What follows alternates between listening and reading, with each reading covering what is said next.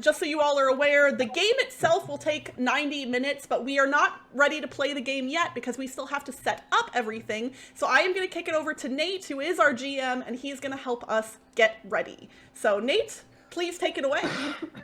Okay, great. First, Crystal kind of mentioned it already, but I'll go through a little bit of a content warning. So the game we're playing is called Alice is Missing, and it inherently deals with a missing teenage girl in a small town and all of the topics that can arise when that happens. So our characters will be the people closest to her, attempting to unravel the mystery behind her disappearance. And because of this, themes like tense family dynamics, grief, death, violence, jealousy, and helplessness could come up during the game. So just, viewer beware. We also have some safety tools that we're going to be using. The game comes with a set of tools that you can use. First off, there's an X card that any of us can type in an X if content is kind of discovered or I guess broached while we're playing, and that just simply means that we're going to strike that from the record. Also, there's lines and veils. A line is a topic that we don't want to explore at all in any detail, and a veil is something that we're going to allow to happen during the game, but we're not going to describe in detail or really, explore it at all. And so the group has chose to start with gore and violence is veiled, sexual non-consent is veiled, and victim blaming, that is blaming Alice for her disappearance in any way, has been veiled. So those topics may come up, but we're not going to describe them in gory detail. And I'm going to cut Nate off for just a tiny second to say thank you so much for the donations, Abtrube and Tanta, and thank you for the bits, Abtrube, as well. Since we are going to be setting up the game and then playing a non-verbal RPG, I will say I'm not going to be able to shout out all of the cool things that you all do via donations, bits, subscriptions, otherwise during the course of the stream. Please know that I appreciate all of those things very much, especially the donations to the Afia Center. So yes, if I don't verbally shout you out, that does not mean that I didn't see it and that I don't appreciate it, but I also want to help maintain the tone of the game. So just... Oh, yay! And apparently the donation thing has the voice to text to voice turned on. So that will happen. I don't know if the chat could hear it or not. I might have turned that off, but thank you so much, everybody. Thanks preemptively to everyone else who donates. If I do not shout you out, just know that I appreciate it and I see it and it's wonderful. So thank you. Yes, absolutely. Thank you. So just diving back in, the game is fully cooperative and encourages sharing of information between our characters. So sometimes our characters will be at odds with one another and there may be a natural tension. That's an important part of the game. I'll play along the same as everyone else. I'm called the facilitator. That basically means I'm setting up, helping create the world. But once the game begins, I'm a character just like the others. As Crystal mentioned, we'll spend the first hour or so creating our characters, the relationships, Alice, and the world around us. And then once the game, we'll take a little intermission. And then once the game begins, there'll be a timed 90 minutes. There'll actually be a timer and a soundtrack that'll be playing while we play the game. And we'll spend those 90 minutes inhabiting those characters, texting. Those characters will be texting one another. We'll be trying to uncover the clues to try to find out what happened to Alice, ultimately. And then once the game is over, we'll do a quick debrief to discuss the game before we head out. So that's kind of my intro. We're ready to start character creation if everyone is. Yeah, I think we're probably ready to go. All right. I'm ready. Yeah. I got my handy dandy notebook. This is a little thematic introduction, and you'll see posted in the OOC chatter channel the missing persons poster of our Alice. Silent Falls is a small coastal forest town in the heart of Northern California. It's quiet here, and since the recession a few years ago, people are not as friendly as they used to be. It's been a rough few years for everyone. The major high school in town, Franklin Academy, lies nestled in the wooded hills on the east side. It's the last day before winter break, and students shuffle down the hallways, dusting off a light powder of snow from their jackets. It's cold today. Down the main corridor, past the barren trophy case and peeling Franklin Academy decal, plastered on the wall, hangs a bulletin board.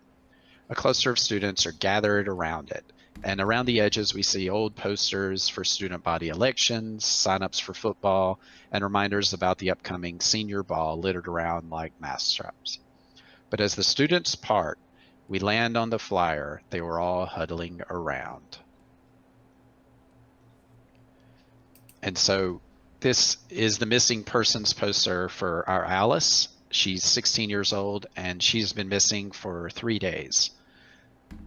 She's 5'6", 120 pounds, black hair, brown eyes, and kind of a little interesting quirk. This missing information phone number, you can actually call it, and it's a real number. Oh, wow. That's cool. So, I was wondering about that because I was Yeah. like, that looks like a real phone number. it's a real number. Yeah. very Do cool. we want me to call it on my cell phone? And If you think it'll show up, it'd be cool. I mean, I Yeah. can just have it come through my microphone. So I feel like Yeah. the chat would probably That enjoy Absolutely. would be awesome. All Yeah. right, Good idea. 0361. All right, let's call this number and see what happens. You've reached the Silent Falls Police Department Missing Persons Division. Please leave your name, phone number, and a mailing address we can reach you at. Chief Nelson or one of our officers will get back to you shortly.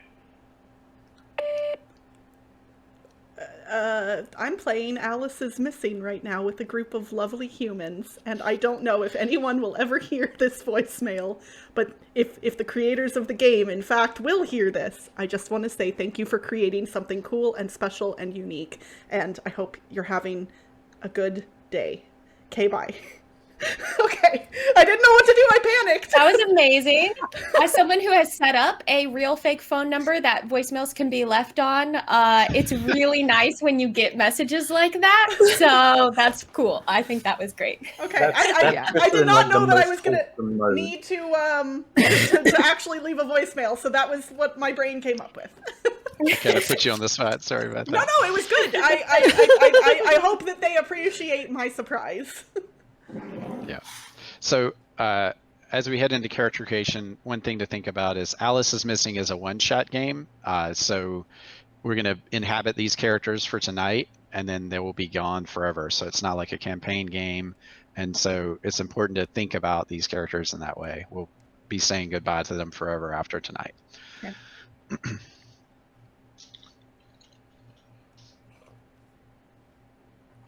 And so I'll be sending some cards to your solo channels.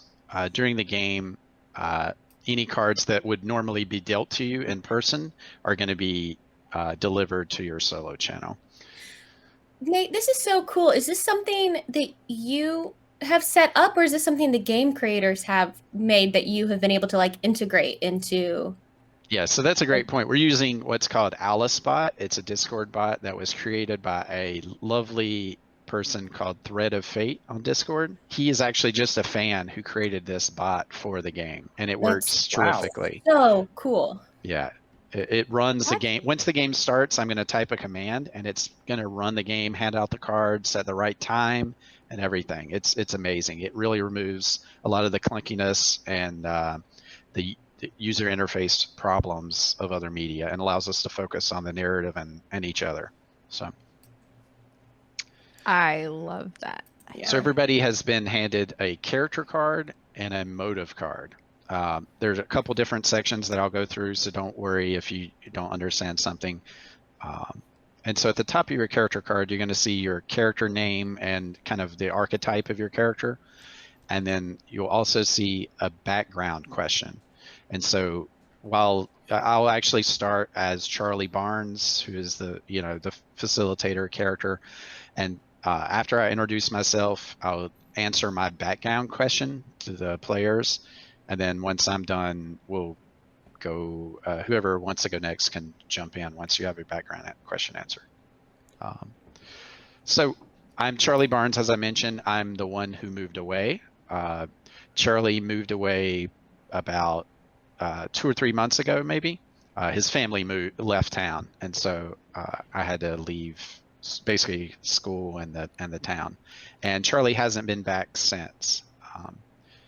And you can also kind of describe kind of how you see the character a little bit. We'll define relationships in a little bit more detail later, but just an overview would be good probably. I see Charlie as like a popular kid and maybe a little rich. Like his family is was one of the wealthier families in Silent Falls.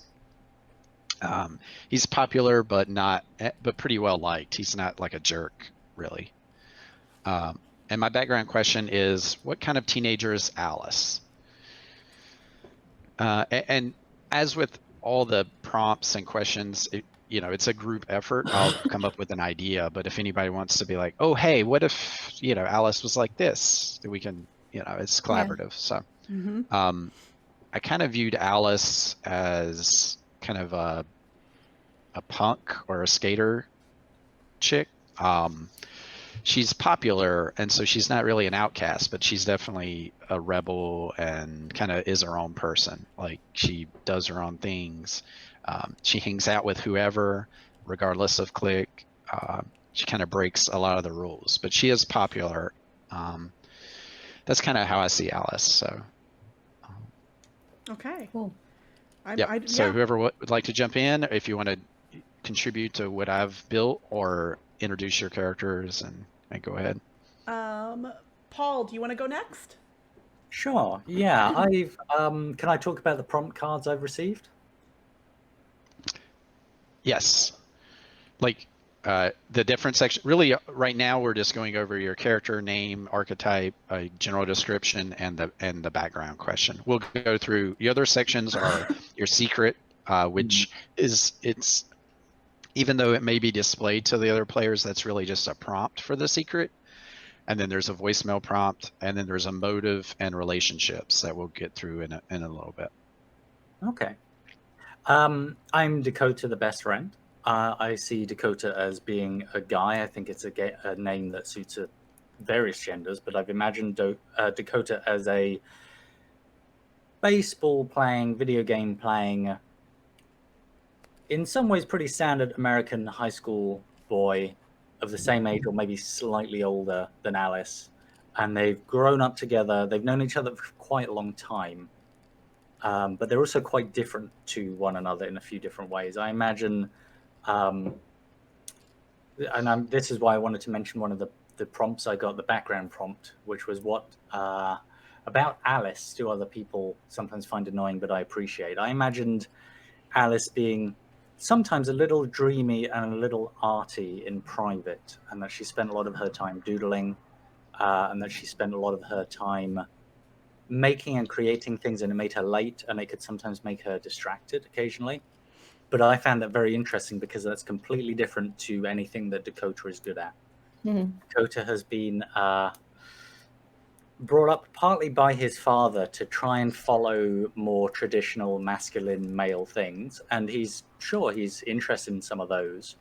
But Alice has been a friend who has usually introduced him to ideas, concepts that he wouldn't have thought about otherwise. He's tried to remain an open-minded young man, and he's not very artistic, but he's become interested in art, things like that through Alice, become interested in different music through Alice that he never would have otherwise. And he's probably meeting a lot of different ideas at this point in his adolescence, and it's starting to perhaps cause him to realize that he's not going to be the guy that his father wants him to be, and he might not be the guy that standard, like patriarchal American masculine society expects him to be, even though he still likes some of those things. So he might not know exactly who he is right now or what he wants next. That's where he's coming from. Okay. That's fantastic. Yeah. I like that. All right. Monique, do you want to go next? Yeah. So I have Jack, the older sibling of of Alice. So Jack has moved away to college. Jack and Alice were fairly close growing up, along with their eldest sister. And they were all pretty much like fit like the youngest, middle, oldest kind of paradigm. But when they lost their oldest sister about 3 years ago, that kind of changed, and Jack kind of withdrew from the family as a whole, whereas before they were very active in the family. But they kind of just like left school for a sabbatical to like just kind of travel the country, and they just check in on a regular schedule, but it has kind of estranged Jack and Alice quite a bit. So that goes into the background of like why my sister's home life has been difficult the past few years, is because I know that Alice didn't just lose one sibling when we lost our eldest sibling, like our eldest sister, like they lost kind of two, because I had to kind of check out for the past few years. Okay. Sorry, I'm just writing down some notes. Yeah. So we're all probably taking notes on paper, but you also can take notes on your solo channel. Okay, cool. If you want, it's up to your preference. We will be taking notes on the world that we create in the Hunches channel, so that way everybody can kind of keep track of things that we create about the world. Yeah. Speaking of board game celebrities, which we were not at the moment, but Watch It Played is in the chat. Everybody say hi to Rodney. Hi, Rodney. Hi, Rodney. Yeah, Rodney, we're really curious how this is going to go. I have a way, which I'll switch over to briefly here, to show all of our Discords at the same time. I know it's going to be busy and difficult to follow once we're in the thick of it, but I'm very excited regardless. I was just thinking that. Into the thick of it. All right, Paula, why don't you introduce us to your character? Hi, I'm Julia. I am the secret girlfriend. So how do I see Julia? I think Julia is a bit of a rules follower, in contrast to Alice a little bit. I think she is like the yearbook editor, like not in every club kind of a situation, but is like focused on academics, and then decided like, okay, my thing's gonna be like journalism, and okay, so how am I gonna get extracurriculars for that? Okay, I know, I'll join the yearbook committee, and then kind of like now at this point is yearbook editor, and that gives her kind of a window into a lot of the other social groups that happen in the school, but she doesn't actually feel like she's a part of all of those social groups, which has been an interesting appeal about Alice herself, because Alice did float with all of those social groups. And I think that, you know, we're 16 years old, and I think this is the first time Julia has had a girlfriend, and there is some I don't think Julia is out, particularly. And on top of that, I think another reason that maybe Alice, even if Julia was out, Alice might have been sort of a secret, because she's not exactly the type that everyone would expect Julia to be with, you know? She's supposed to be with someone like really academically focused, who follows the rules, who's got their plan, because that's how she's seen, not, you know, the kind of like person who flaunts the rules and kind of does their own thing and is maybe a little bit of a nonconformist. So there's kind of two aspects to that secret, I think, a little bit. So I'm supposed to tell about when Alice and I first met.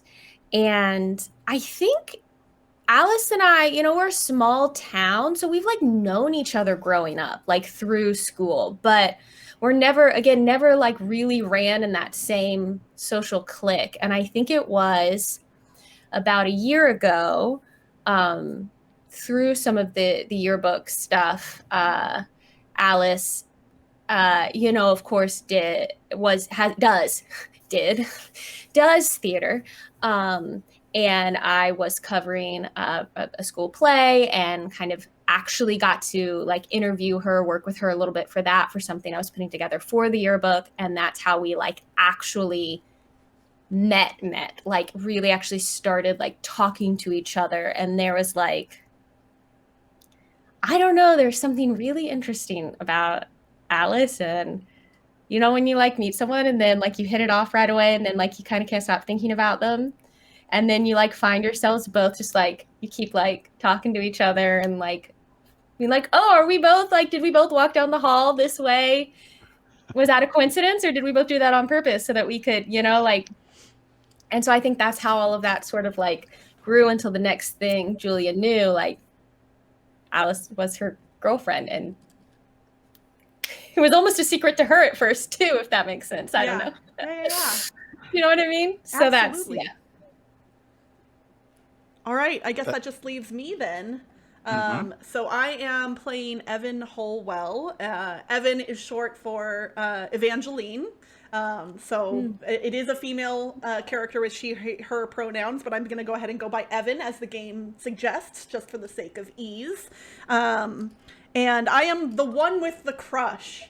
That is my archetype here. So Evan is actually, at least outwardly, somewhat similar to Alice. Evan definitely kind of runs in the, like, you know, the offbeat crowd, the punks, the skaters, the goths, you know, whoever the lesser viewed cliques in school that kind of are just hidden on the sidelines. Evan is definitely part of those, and in trying to play it cool, which we all obviously do over in that clique, I have been too scared to approach Alice to even share that I have feelings for her.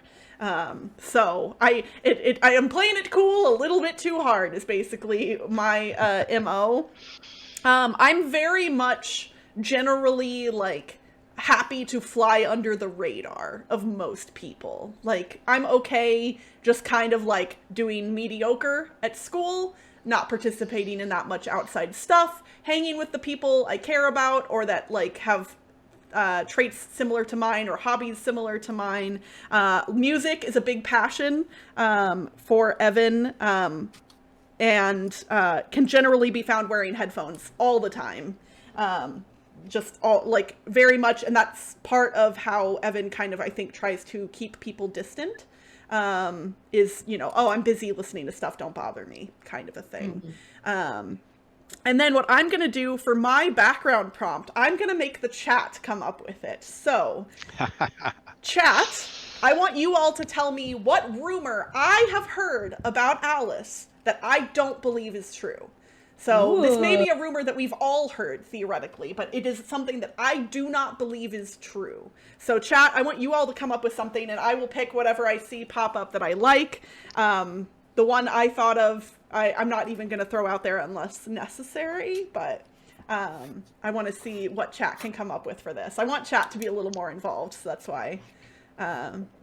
So hopefully you all can help me come up with a rumor that we've all heard. Okay. Rumor, Frank Voigt, right? Alice was about to run away from home. Okay. That actually, I like that. Players, what do you all think about that? Yeah, I think that could totally work. Okay, so I heard a rumor that Alice was planning on running away from home.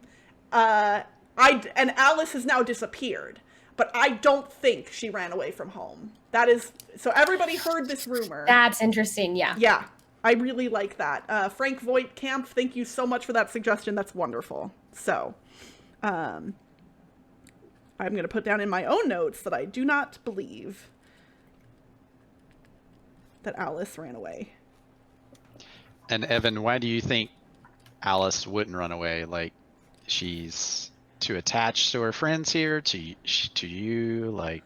It just, so based on what I know of Alice, like I hang out with Alice a lot in our friend group, and it just, like, she tends to be, like, while she acts, you know, all emo, she tends to be pretty well grounded when I hang out with her, and she also doesn't seem to have any issues with her family that I know of, and so I can't fathom any reasons why she would need to run away, but that's just based on what I know of her. So yeah, we could just say like Alice is not the type of person that would run, you know, when things get tough. Like life at home isn't great right now. She faces conflict head on typically. Yeah. Okay, great. Anything else with like your character overall background anybody want to jump into? If not, we're going to go to relationships. I think we're Okay. probably good. And as I cool. mentioned before, there's the secret and voicemail prompts. Don't worry about those right now.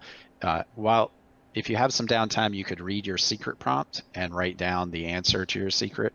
I'll go ahead and talk about that a little bit. The secret really is something that you need to disclose to at least one other person during the game. It could be through group chat or in an individual text with someone, but you need to let someone know before the game ends what your secret is. Okay. And so whenever you have a little bit of downtime, just think about what your secret is. The voicemail prompt, we'll be recording voicemails during the intermission. And so that I try to incorporate what's on your voicemail prompt during that recording that.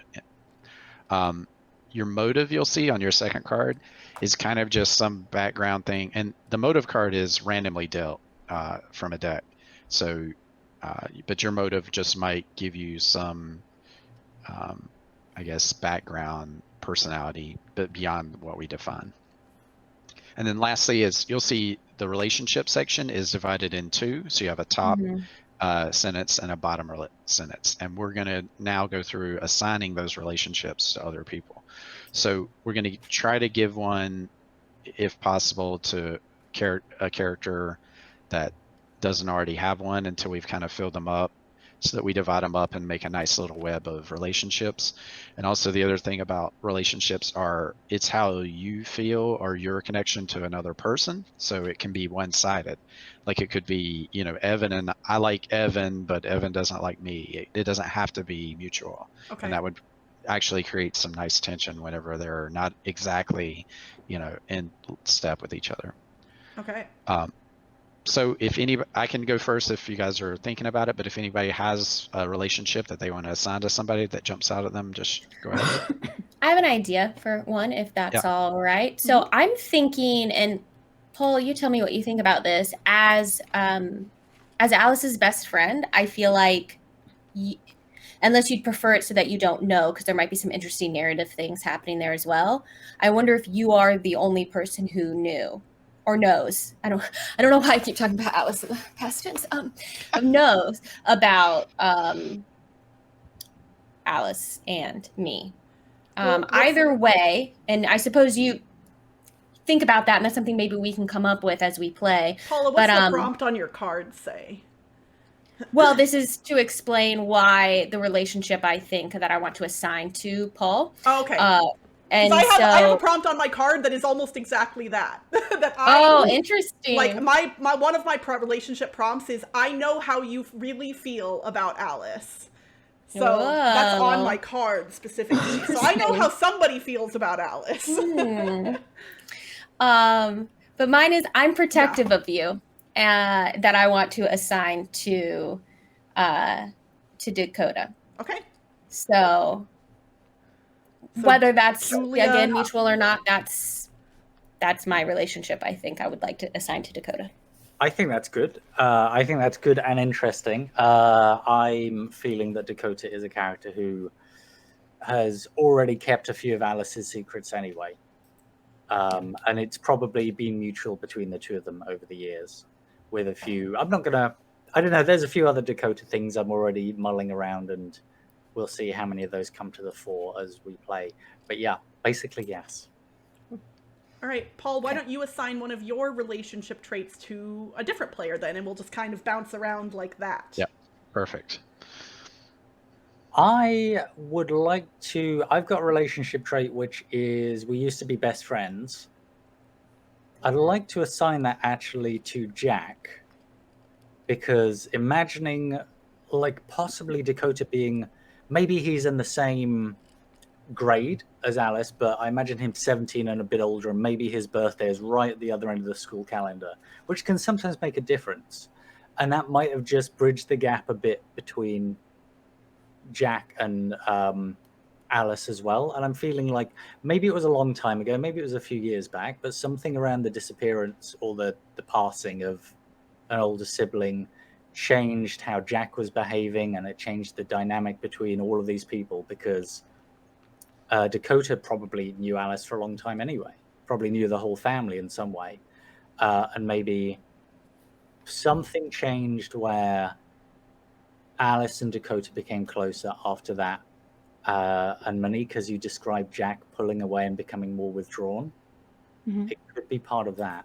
I don't know if Dakota entirely understands what that is, and I don't know how awkward that is or isn't, but I think that could be a very natural change over the last couple of years. Yeah, that works. That sounds good. Like they could have been like a kind of like a Three Musketeers for a while, and then had a sudden split. Yeah. Dakota was over at the Briarwood house all the time, you know, stuff like that. Yeah, and we're all juniors except for Jack, who sounds like a senior, maybe 1 year older roughly. Does that sound okay? Yeah, that sounds good. But just kind of like dropped out. Like at the beginning of the school year, I guess, or like, took off. Like, well, then, like probably like dropped out at the end of last school year, went on a road trip and disappeared rather than like a few years ago, like 3 months ago, and then, or over the summer.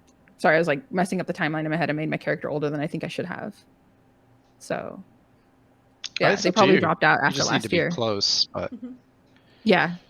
So we'll have them like 2 years apart, maybe. Okay. So like that makes sense. They just dropped out right before their senior year. And it's still not a huge difference. Like, you know, in school and in those kind of groups, you'd still be maybe bumping into each other and hanging out and things. All right, Jack, you want to assign one of your relationship traits to somebody? Yes.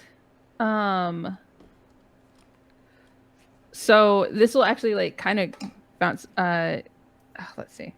You can go to anybody. It doesn't have to be either me or Nate necessarily. Yeah. Like it's fine if it's somebody that's already.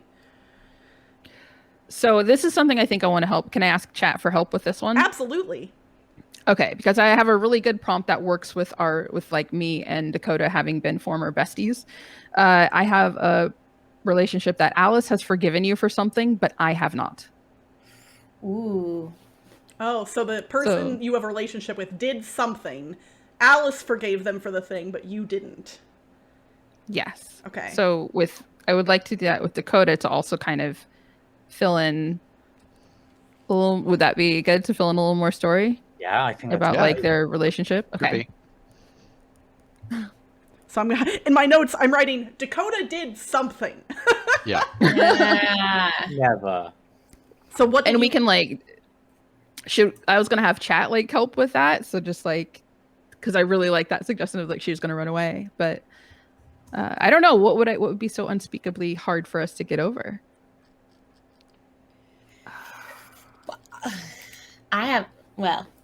No, we're letting chat. I was like, I have a thought. But chat. Yeah. Frank does have a suggestion. Maybe Dakota outed her by accident. Yeah. So maybe outed Alex. Yeah. And Alice, that Alice forgave Dakota for that, but you haven't quite gotten over it yet. I got like that big sibling energy of just like. Yeah. Okay. And it was probably like over like a petty fight too or something, you know. Or just like something forgivable, like a teenager blows her temper and like does something bad, but then like or accidental. Yeah, this was like an intentional outing, but you guys resolved it. Okay. Great. All right. Nate, do you want to assign one of your relationship traits? Nate, do you want to assign one of yours? Okay. I'll jump in with I'll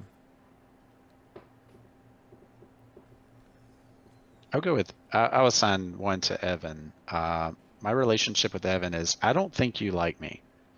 Okay. And this brings up an interesting point. So everyone, including Alice in this group, is at least part of a friend group or friendly with one another in general, or at least, you know, we used to be close. We know each other well. Even if we don't see each other now, we at least at one point did and like each other. But at least for right now, I don't think Evan likes me. Okay. So it's not necessarily that I don't like you. You just at least think that I don't like you. Me. Okay. Yeah. Maybe you've been standoffish because of, you know, your crush or, you know, there's something going on that where you and maybe since I moved, you know, you've ghosted me. Like, for your own reasons, but I've taken slight. Okay. Well, so here's a question for you outside of the game then, Nate. I have a prompt on my card that would pair well with that. Is it best for me to assign it to you for that reason, or to assign it to somebody else to form more specific types of relationships? Does that make sense? Yeah, I think it could go either way. It could really like deepen our connection down that path, or you could kind of, spread it around a little bit. That's up to you. I think I'm going to go ahead and assign one of mine to you then. My relationship prompt is, we've never gotten along. So that doesn't necessarily, again, mean that I don't like you, but we've never meshed well, and you think that I don't like you. That seems kind of like those go well together and could resolve itself in any number of ways, theoretically. And it makes sense from a personalities perspective because, I'm like the popular rich kid, and Alice is this goth, like kind of skater punk or whatever, and she's cool with hanging out with whomever, but you clearly aren't. Like, we're just maybe different cliques. We never really vibe. Yeah. You probably see me as a snooty rich boy, and I see you as just punk. Like you're the man that I'm fighting against in my everyday life, kind of like you are a representation of the man, like, to some degree. I like that. And then I'll just go ahead and assign my second one. I know I mentioned it earlier, but it feels like it fits really well for you, Paula, specifically, that, like, I know how you really feel about Alice. So I am aware of, because I'm such good friends with Alice, basically, you all, while you're really good at hiding your relationship, I'm around often enough that I've kind of figured it out. But I have not outed that or told anybody else. So... but I am aware of the relationship. I wonder, do you think have you told us that you're aware? Or maybe Alice knows you're aware? Like, do I know? Do you think I know? I don't think Julia knows that I know. Yeah. That's what I was leaning toward, but I didn't want to make that choice if you were like, oh no, I told you, and yeah. No, I think I probably, like, have shot coy glances your all's way, and you've maybe wondered, like, does Evan know? But, like, you don't know for sure. You're like, no, Evan's doing whatever, it's fine. So. All right. Well, I have a second one, and I actually would like chat to help me. I can't decide who to assign this to. I'm torn between two people, so maybe chat can help me. So choosing between either Jack or Evan, my relationship item is, I know you don't care about Alice as much as I do. Oh. And I can't decide, am I mad at Jack for bailing? And I think that means they don't care about Alice, or am I feeling a sense of inherent competition with Evan, and that's making me go, I care about Alice more than you do. I don't even know why she's still friends with you or whatever. Yeah. I feel like it could go either way, and I can't decide. I like both too, so chat's gonna have to weigh in here.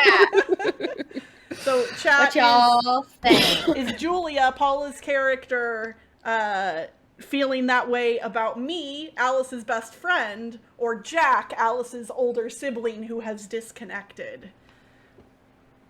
I like both of them. And we can come back to it if Kat wants to think about it. We don't need to sit here and wait for it, but someone else can talk about a relationship thing. But let me know what you think, Jack. This is kind of cool. I almost want to see what happens. I had actually assigned like my second prompt to be either toward Julia, or can I do a connection with Charlie? Yes, we need connections with Charlie. Okay. Yeah. Okay. All right, cool. Then I would like to do my second connection with Charlie. Okay. So, my other connection was, you have always been there for me. So, like, you're now moving back, and I'm like just returning home, like after a few months, and I think your character's been gone for a few years. A couple months is what I have, but we can make it a little longer if you want. Yeah.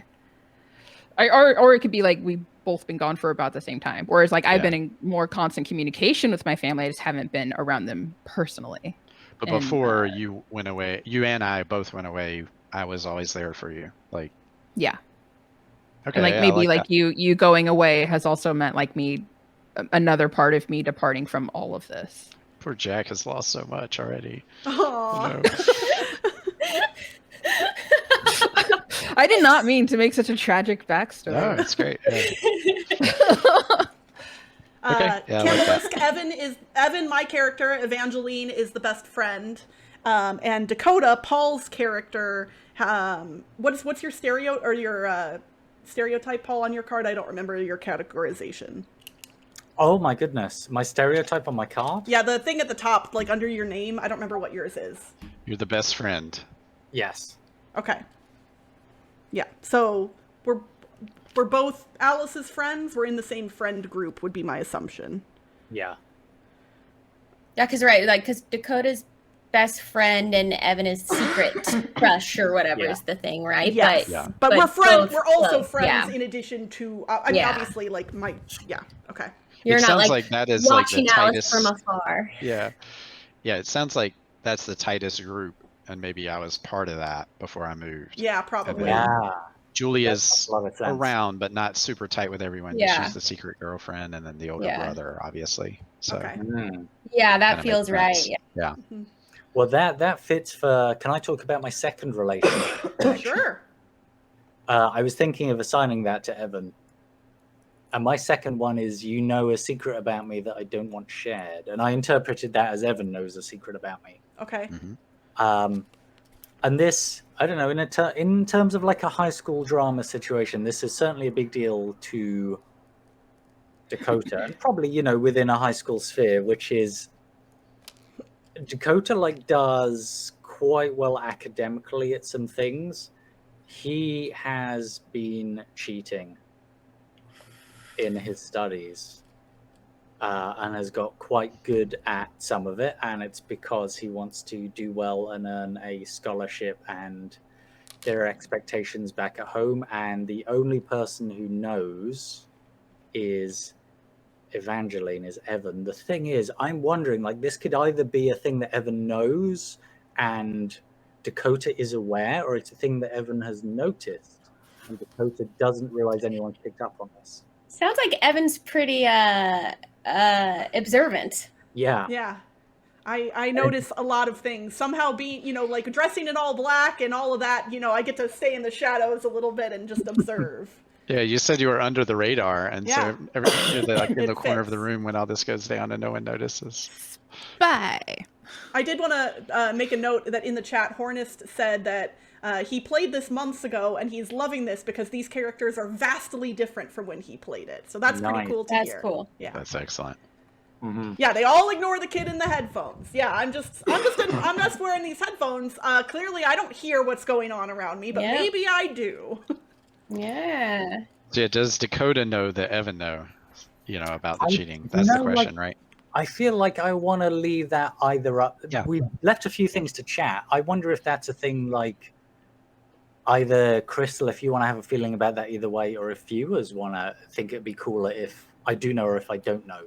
Another option is some of these questions we can answer in the game. Like we don't have to define them now. We can let them kind of organically come up, you know, like it's up to you. Okay. Hang for now. And Dakota is capable of excelling academically, but also cheats, right? Like just to make sure. That's the thing. Like if you're in his family, in his household, in his home, you would understand why. It's kind of like an insurance policy. It makes sense that might be why of this little friend group, Julia is most comfortable with Dakota, because if they're both in like a more academically focused, that's how they would know each other a little more than Julia would know everyone else. And that might be why I'm like, oh, I'm protective of you. You're the Alice friend who I feel the most comfy with because I sort of know you. I don't really know Evan. Yeah. Also like that it really shows the stakes of like Dakota's performance, you know, like the pressure that Dakota feels, right? Yeah, absolutely. That's great. Does anybody else have another relationship connection that we have not connected to somebody yet? Yeah, I have one more, and I'm just deciding who to assign it to.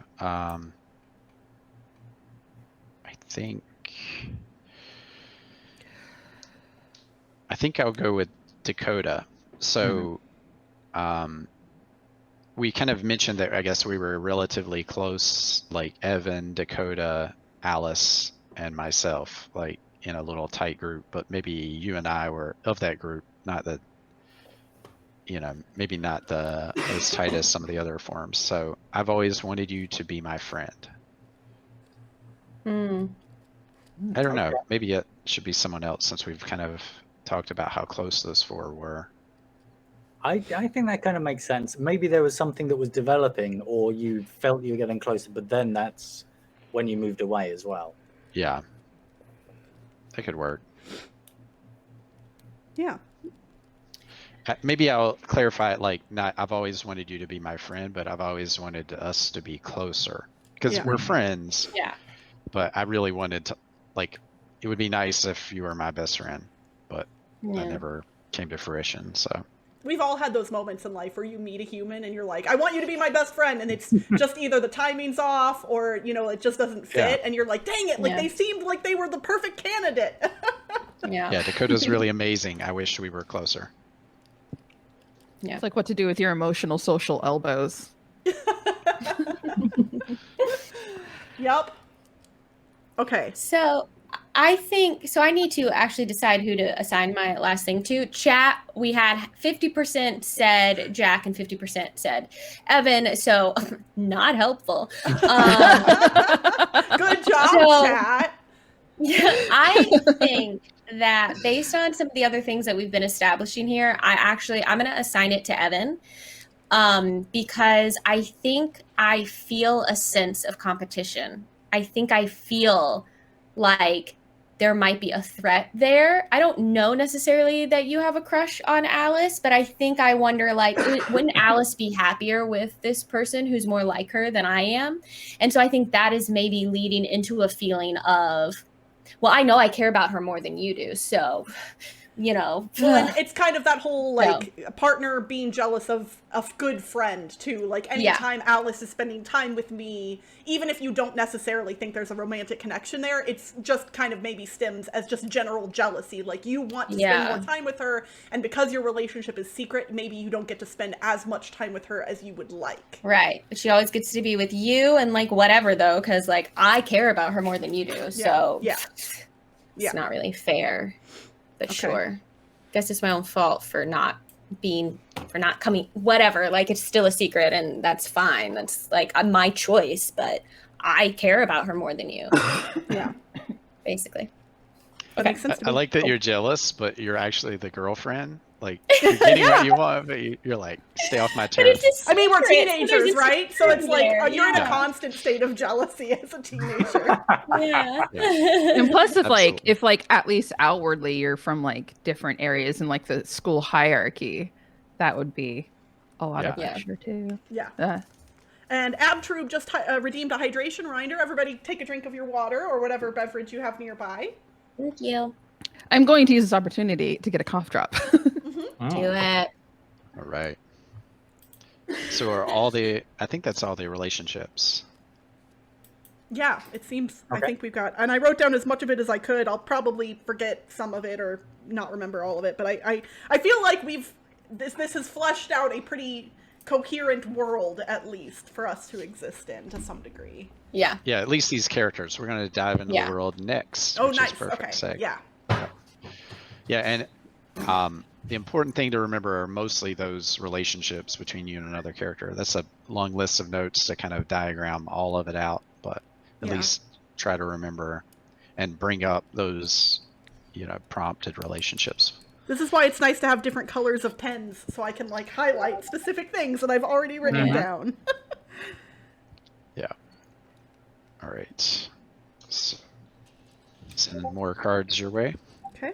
All right. I will switch back over to our screen that shows. Post this in OC. So what's kind of posted is a set of like, on the left are the card backs if we were playing in physical, the physical realm, and on the right are kind of the front of 10 cards. And the top row represents suspects, and the bottom row is locations.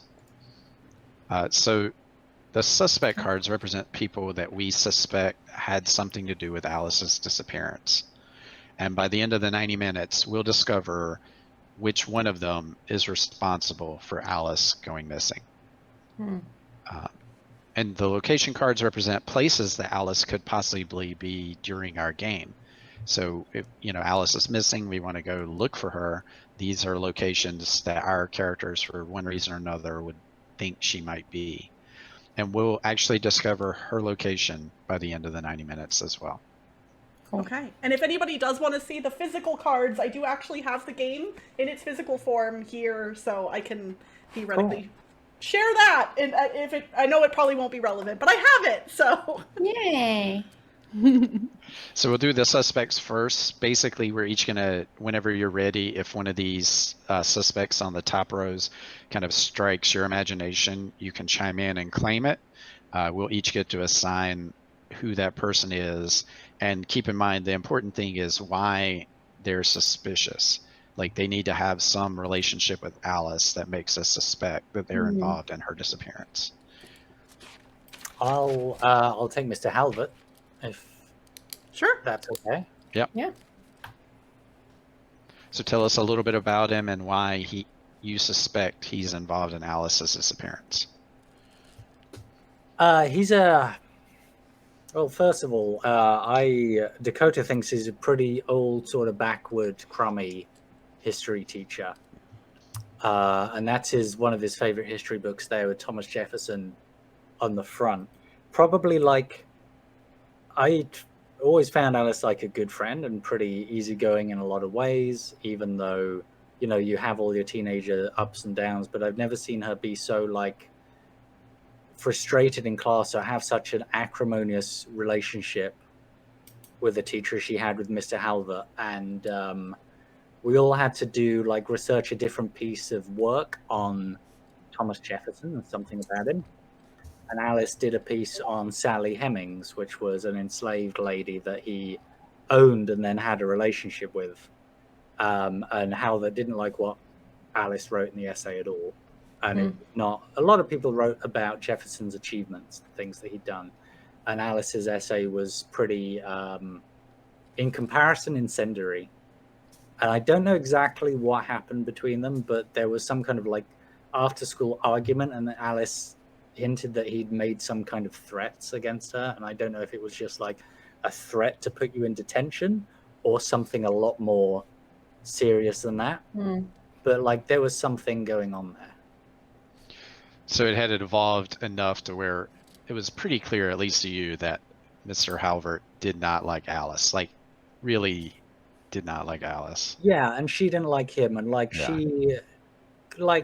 she was a pretty good student. She most of the teachers all got along with them. I don't feel like she was a student who misbehaved loads, or sometimes she didn't do her homework and she was definitely distracted and dreamy and doodling in class and stuff, but she got along well with just about everyone else. Yeah, that's great. One interjection is we can record notes on this in the Hunches channel if you want, instead of keeping our own notes. If somebody wants to record keep a little bit. Okay. Who's good at I've been doing a lot of that. Sorry, Monique. Yeah. I'm going to say it's not going to be me, only because I'm displaying the cards on screen right now, so I can't type in Discord. But if somebody else wants to, I will stop taking physical notes on our suspects.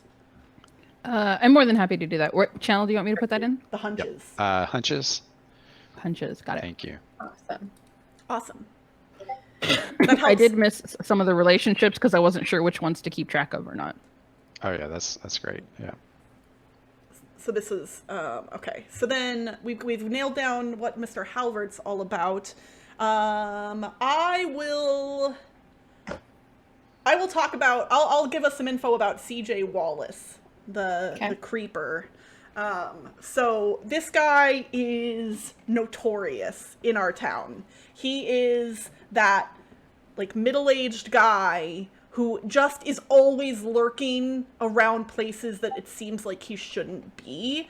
He's never actually done anything that anybody can pin on him. He's just that guy that maybe he's wearing a trench coat and he just looks weird and is always around. Like, he'll hang out near the high school for no apparent reason, or he'll be like at the ice cream shop at a table just like sitting there like reading a book or something, and you're like, why are you in this place? So he's just that like, and the whole town knows about him, everybody is aware, they're all like, oh yeah, creepy old Wallace, you know, like he's just, and again, no crimes committed that anybody knows of, but he just is like always around when you don't expect him to be, or in places that you just wouldn't expect to find him.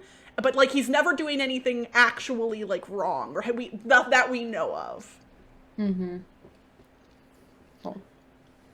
It's like, what was that movie? It was, like, Jeepers Creepers or something, where it's just like, there's someone in the back of your car, but, like, the poor dude is just creepy looking and didn't do anything. Cool. Sorry, great. that was a total sidecar. All right. I'll jump in if that's all right. Yeah. I think I want to do David Nelson. Since I'm a popular kid, I think it kind of fits in. So David is also in the popular circle, but unlike Charlie, David is like the jerk kind of popular kid. Like, he definitely looks down upon people outside of his clique. He uses his popularity to take advantage of situations. And I'm going to say specific to Alice that David, basically David had a big crush on Alice, and a couple weeks ago made this giant spectacle in the cafeteria where he like sang to her on the karaoke machine to invite her to the winter ball, and Alice turned him down. And David is popular and successful in everything he does. He's never been rejected or lost or failed. Yeah, girls don't say no to David. No, he is gorgeous. That's actually rich. How he responded when she turned him down in front of everyone. He said, I'm sorry.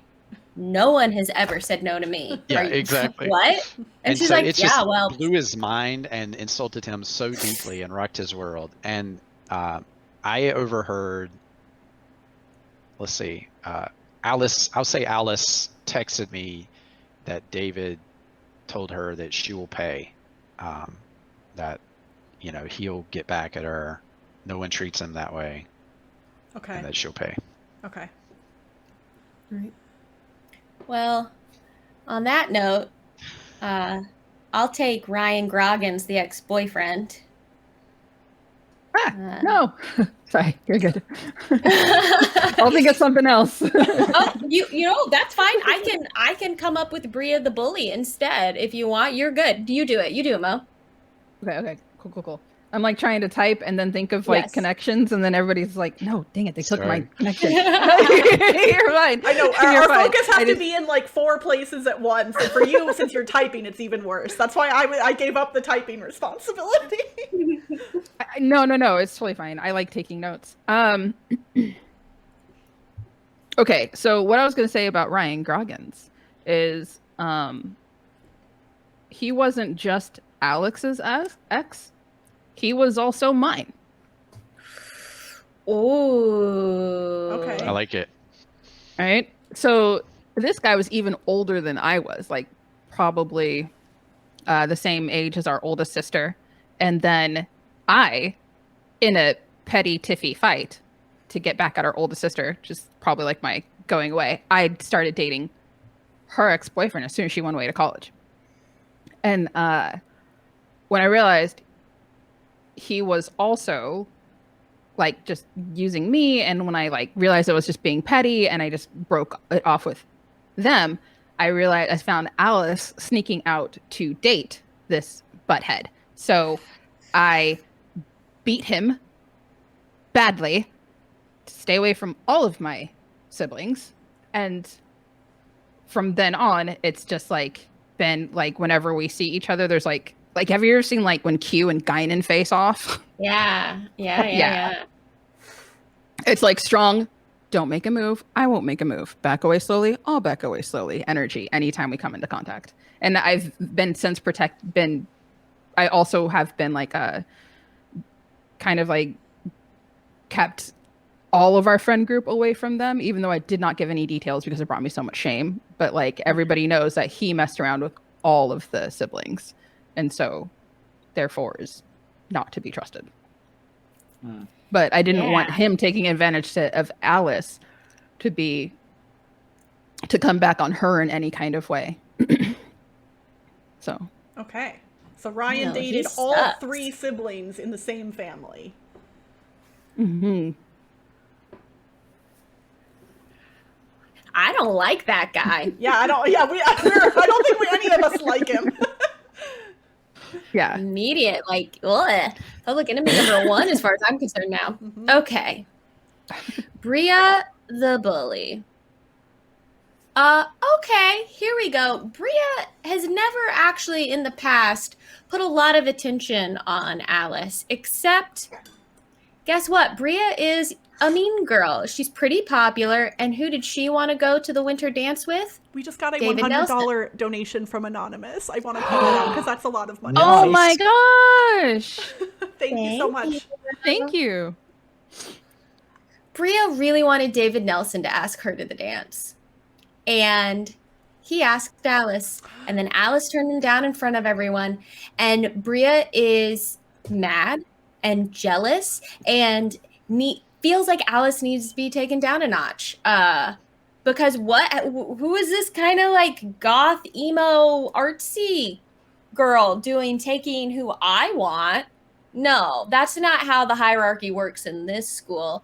And so Bria has just very recently, since David made this very public display, begun bullying Alice in very like open, mean girl kind of ways. Yeah, it feels like Bria is just as mad about Alice turning down David as David is. Because, Yeah. like, how dare you turn down David? If you're given that opportunity and you don't take it, like, it feels like Bria is weirdly upset in the same way David is.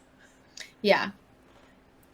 But in that, like, It you should have don't been even, me. you should have been grateful. Yeah, Yeah. it should have been me. You're not even in the social standing that we have. How dare you? Yeah. Don't even think, oh yeah, well, this was your chance to join it. And now that you've said no, don't even think anyone will let you back into this social circle. So she's trying to like push her down. Yeah. Yeah. And maybe she's the one who started the rumor about Alice running away in her bevy of other mean rumors she has recently started about Alice. I don't know, but yeah, she's like spreading mean gossip. Okay. And one thing to note about all these people, even like Bria, we have to feel like they have the capacity to have done something to Alice. So it's Right. not just like take this girl down a notch. Like maybe Bria's done stuff in her past, gotten expelled, like gotten in fist fight. Who knows? She's dangerous. And Yeah. now she really is hating on Alice. So Yeah, I think. Yeah, Bria probably has gotten into fights, and yeah, gets expelled. Yeah, all of those things. Frank actually makes a good suggestion in the chat if you all are okay with it. Maybe Bria got caught in the past, like bringing a weapon to school. yeah, Ooh, a gun in her locker or something. Mm-hmm. yeah, Mhm. yeah. I'm okay with that. Yeah. Okay. I think that's all the suspects. Now we can move on to the locations. Mm-hmm. So similar thing, if one of these locations strikes your fancy, you can jump in, but keep in mind that the location needs to be tied specifically to Alice, like a place that we might expect to find her now that she's missing for some reason. So think about kind of why you might find her in the old barn on Cambridge Street, etc. I actually have an idea for one of them. Okay. I'm Yeah. going to say that Callisto Rivers State Park is where Alice's older sibling who has passed away used to work. Like maybe as like, like in the like I don't remember what's the term for somebody who works at a state park. Why can't I? Ranger. Yes, like a ranger or something like that, or a tour guide or something. Like her older sibling worked at the state park, and so Alice has a lot of fond memories at the state park specifically, and sometimes just goes there, like kind of to like remember her older sibling or whatever else. And so like she's been found there before, and she's also taken people there. Mm-hmm. That's great. Yeah. And I'm assuming it's pretty remote. Like, you know, if she was there, it's a very large. She could go missing in this. It's a large like state park. It's not like a tiny one, and it's one of those things that none of us have seen all of it. Like we've only, you know, kind of tip of the iceberg as far as what we've seen about this very large state park. I have an idea for the Dripping Dagger nightclub. Okay. I think the Dripping Dagger nightclub is maybe like just outside of town and is like the only place anywhere nearby that is LGBTQ friendly in this small town. And so, of course, Alice loves to go there. She feels right at home, and especially when she's feeling the need to like dance it out, you know what I'm saying? That's where she goes. And she's been trying to get Julia to agree to go there together, and Julia hasn't like worked up the nerve to say yes to it yet, but she talks about it like all the time. Alice really wants to share this with Julia, and Alice loves going there. She feels safe, she feels like she can be herself, and she feels like she can like really like let loose and express herself there. And you know, they don't look too hard at the fake IDs when you to get in, so yeah, it seems like this is that like notorious nightclub that like everybody knows the high schoolers can get into, and somehow the cops don't do anything about it. Does it have a little bit of an edge to it? Like, is it dangerous at all? Like, or now that she's missing, like we might expect to find her there because she's hiding out there, or I think maybe she could be like hiding out there if she's missing because she just like needs to like work through some stuff. Maybe this is a place that she's gone, but I think there's probably also a bit of a drug scene happening here. I don't know that we want to make any assumptions about whether or not Alice could be involved in anything like that, but I think there is probably a bit of like, it's a club known for letting in underage kids. I mean, that's yeah. I will say like I will say like it's known like among the town, but it's not really like it's regulated. Like it's like a mild drugs, but no one is like shilling hard and heavy things. Do you know what I mean? Like, what if it's like a rave type thing where it's like if anything really bad happens, it's because someone like didn't hydrate properly? Does that sound sorry? I don't know if that's stupid. No, I mean no. I will say it's like the only place where it's just like it's known where people can go get those things, but I wouldn't say like maybe it's not like a super prevalent like thing. Like there's other bars in town where you can get better or other harder drugs. This place is just and the adults don't tend to frequent this one as much because they know that the teenagers like to hang out here, and so the real hard stuff is elsewhere. This is this is where you go to have just a little bit of fun. And yet, you know, if you're our age, you think it's the most amazing, most exciting thing ever. Yeah. Could we also even feels a little dangerous to us and like living on the edge, like, even if it's not. This is where Four Loko was popular at one point, you know, like ooh, dangerous and more dangerous alcohol kind of a thing, like you know. Could we make this like the hot topic of bars? You know what I mean? Or it's just like it's like it's technically a bar, but it's mostly like the few college kids that live around here, a couple high school kids, and like some old queer folks that are in town. I don't know if anybody else is picturing the club from Save the Last Dance, but that's what's in my head right now. So like somehow teenagers are getting in here. Is there, I don't want to jump ahead, but like is there like or maybe we just fill in background about like family and stuff like that later. We'll do that later. We Right, can never kind of mind, yeah. recircle after we've filled in some of these details. We can circle back to our characters and relationships and see if there's anything we want to add before we move forward. For sure. Okay, cool. One other thing I'll say about the locations that might help you form kind of a connection to them is, so think about like Alice has been missing for 3 days now. Yeah. When is the last time like you saw Alice or talked to her? Because the locations a lot of times can bring up like, maybe it's suspicious because it was where you last saw her, or where she told I just had an you idea. that she was before Okay. she disappeared or something. Paula has an idea. All right, I think hit it. I don't know if I should say it out loud though. I think Oh. it's a character thing. Okay. Okay, It so might come up. I think it might come up in our thing, but maybe Okay. we Well, were we're all supposed to go excited there. to learn it later then. It's a mystery. So, if I Yeah. picked the old barn, does that tread on anyone's toes? No. No. Just checking, because because sometimes you've got your own narratives coming together. Okay. Yeah. I would like the train station. I'll just say that. All right. So the old barn on Cambridge Street is pretty far. Like, this isn't a big town anyway, and there's definitely a lot of agriculture, arable land around. You can drive out into the wilderness fairly quickly, and the old barn on Cambridge Street is abandoned. It's part of an abandoned farm, and it's one of these abandoned sites, like on the edge of town, that sometimes kids get together and hang out and do stuff and like drink underage or whatever. For Alice and I, it's a little bit different. There was something that Alice and I used to go here together to do because she was kind of curious about it. We would go there in the middle of pretty much the middle of nowhere, where as far as we knew, no one was around with us. Nothing much was happening. Alice wanted to learn how to shoot.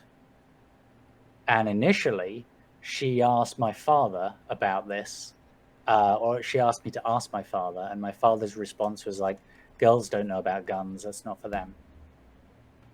But in my family, like, the age at which you can get a firearms license is a lot lower than the age at which you can get a driver's license or anything else. So that was a thing that I was like, okay, like we can do that together. And we would go out there, and it would be a place where no one else was around, and we would talk about life and sort of bond over the hobby of shooting cans and bottles and stuff off the top of fences. And that was probably one of the things that really sort of bonded us together, and I guess helped develop our friendship. It was one of the ways that we got closer and learned more things about each other, and the ways that Alice changed me, and maybe ways that I changed Alice a little bit, and we accepted each other, whatnot. I like it. It's Y'all, into both of us. question, is there would you bring the guns with you there, or did you like have a place that you sort of like hid them there, and so that there were guns there when you showed up, and you're like, oh, our guns are under this old bale of hay, and we pull them out, we do it? Or were you like, no, my family has guns, I would get them out of the cabinet and I would bring them and we would go and we would shoot them? I would take the guns out of a locked cabinet. I'd take my own firearm that I legally own, and take it out there. I don't entirely know what was going on with Alice, or because I got the impression she was saving up to buy a firearm herself. But I don't know what her family situation was around that, or whether she was allowed, or what their attitudes were to it. Like, my father was very much like we can all have guns, but you've got to be responsible.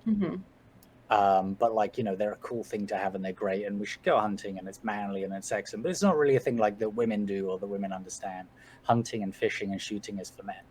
That was how I was kind of brought up. So I think Atlas, like, I would say like our family's not originally from Silent Falls. We probably moved there like when we were all like in elementary school, like first grade, early elementary school.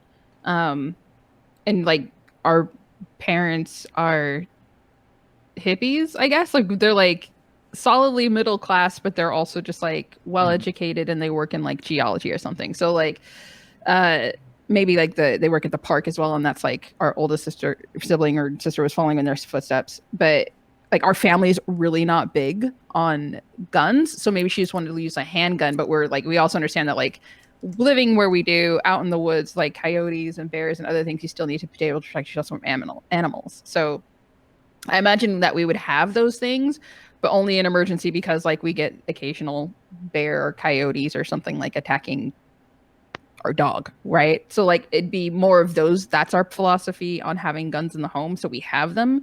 But it was probably a point of contention with our family that she wanted to learn to use handguns. I mean, would Alice have hidden a gun at the barn? So we need to kind of remember, why is the barn suspicious? Like, why do we think she might be there, and she's gone missing and is there? I found casings there that I hadn't shot myself. There we go. Once. I like that. Or that I don't remember, like a different caliber and not a weapon that I think I've used. You suspect it might have been Alice's gun. I mean, maybe. Maybe, right? So like we just don't know where Alice got her gun. Right. I'd love to ask her, but like, where is she right now? I haven't heard from her. Alice is missing. Wait, what? We can't ask Alice anything anymore.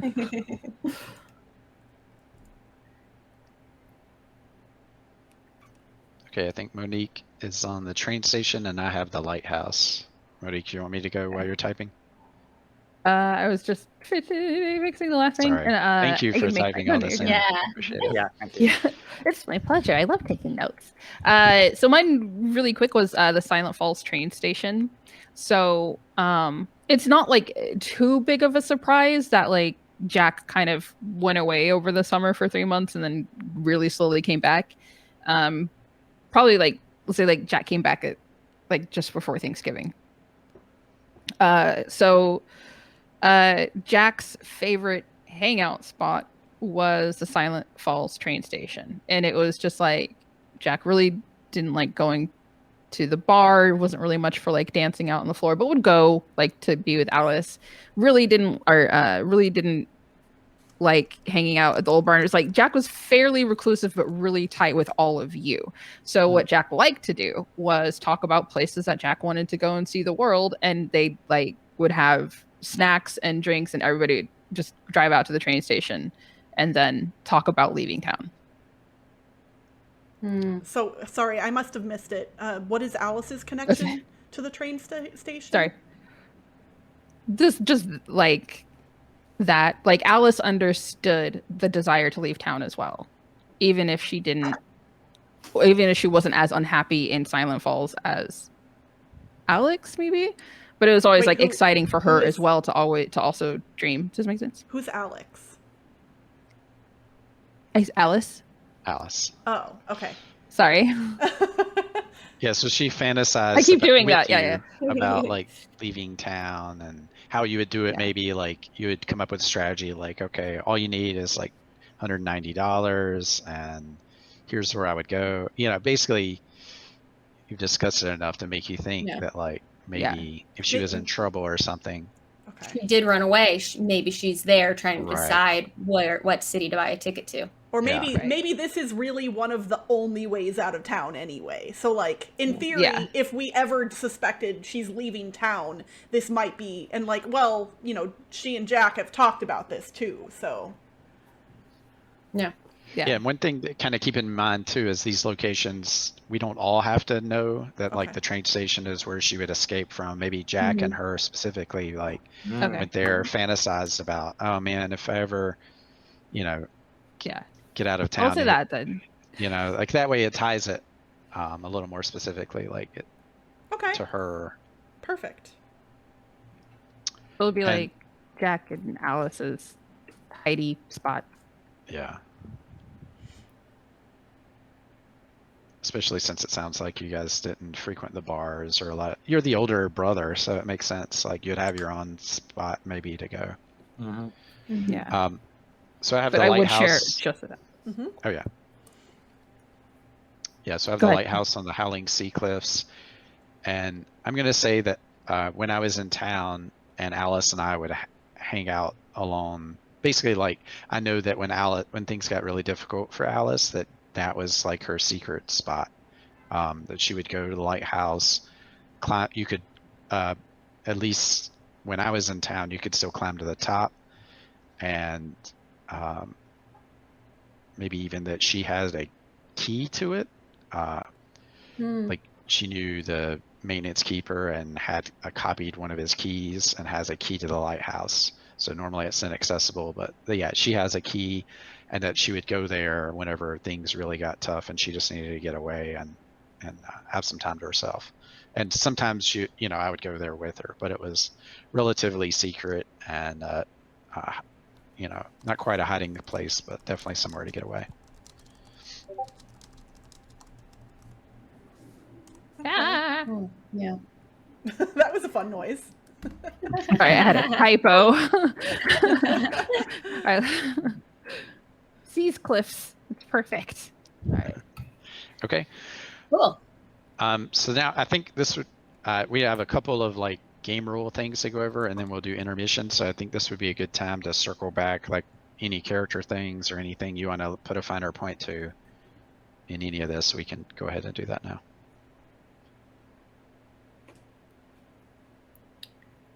I feel good personally on my things. Yeah, I do. Especially because as this has gone along, there are ideas I had that, like, I'm not going to say them yet, but other people have kind of fleshed out thoughts on that was really good. that's perfect. Yeah. Monique, did you want to revisit something about family or?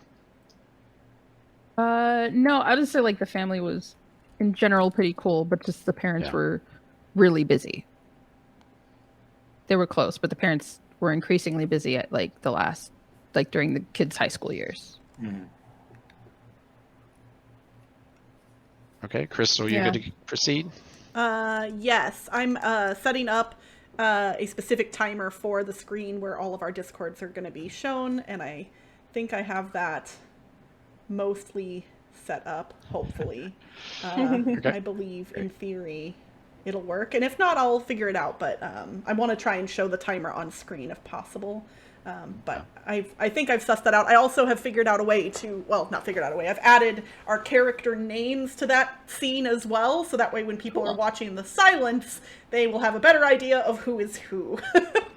Oh, that's perfect. Yeah.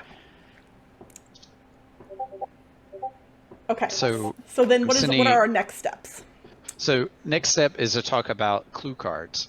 So as the game proceeds, you're going to be dealt out clue cards at specified times. Just to give you an example, I have the 90-minute card. So when the game begins, the timer will be at 90 minutes, and I would be dealt out the 90-minute clue cards. All the clue cards follow the same format. You're going to get two.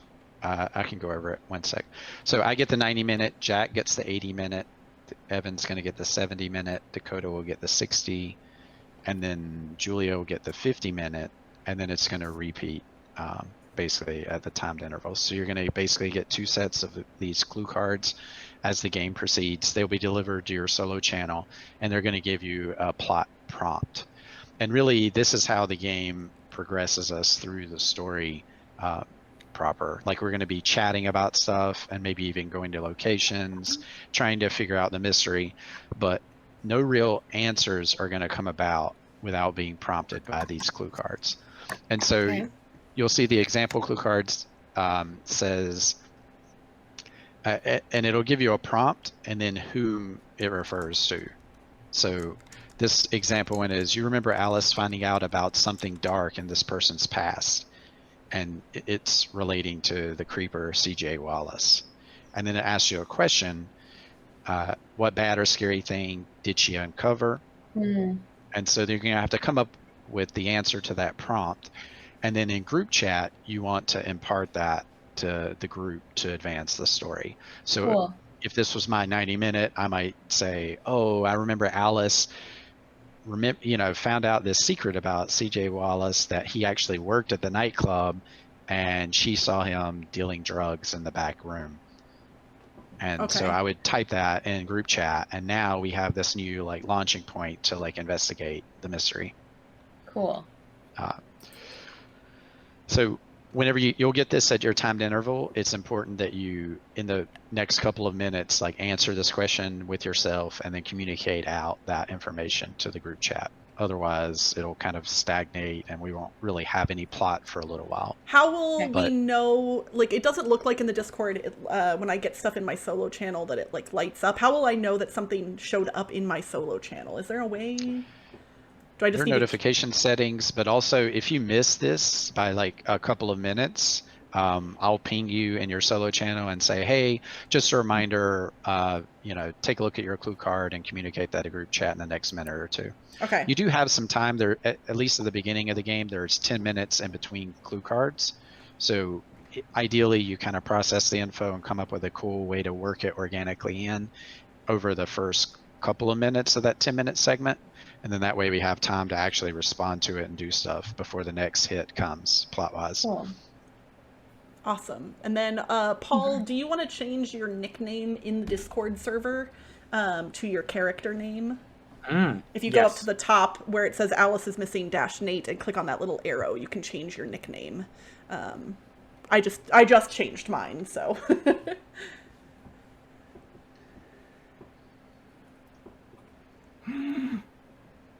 I guess I could put my last name in there too.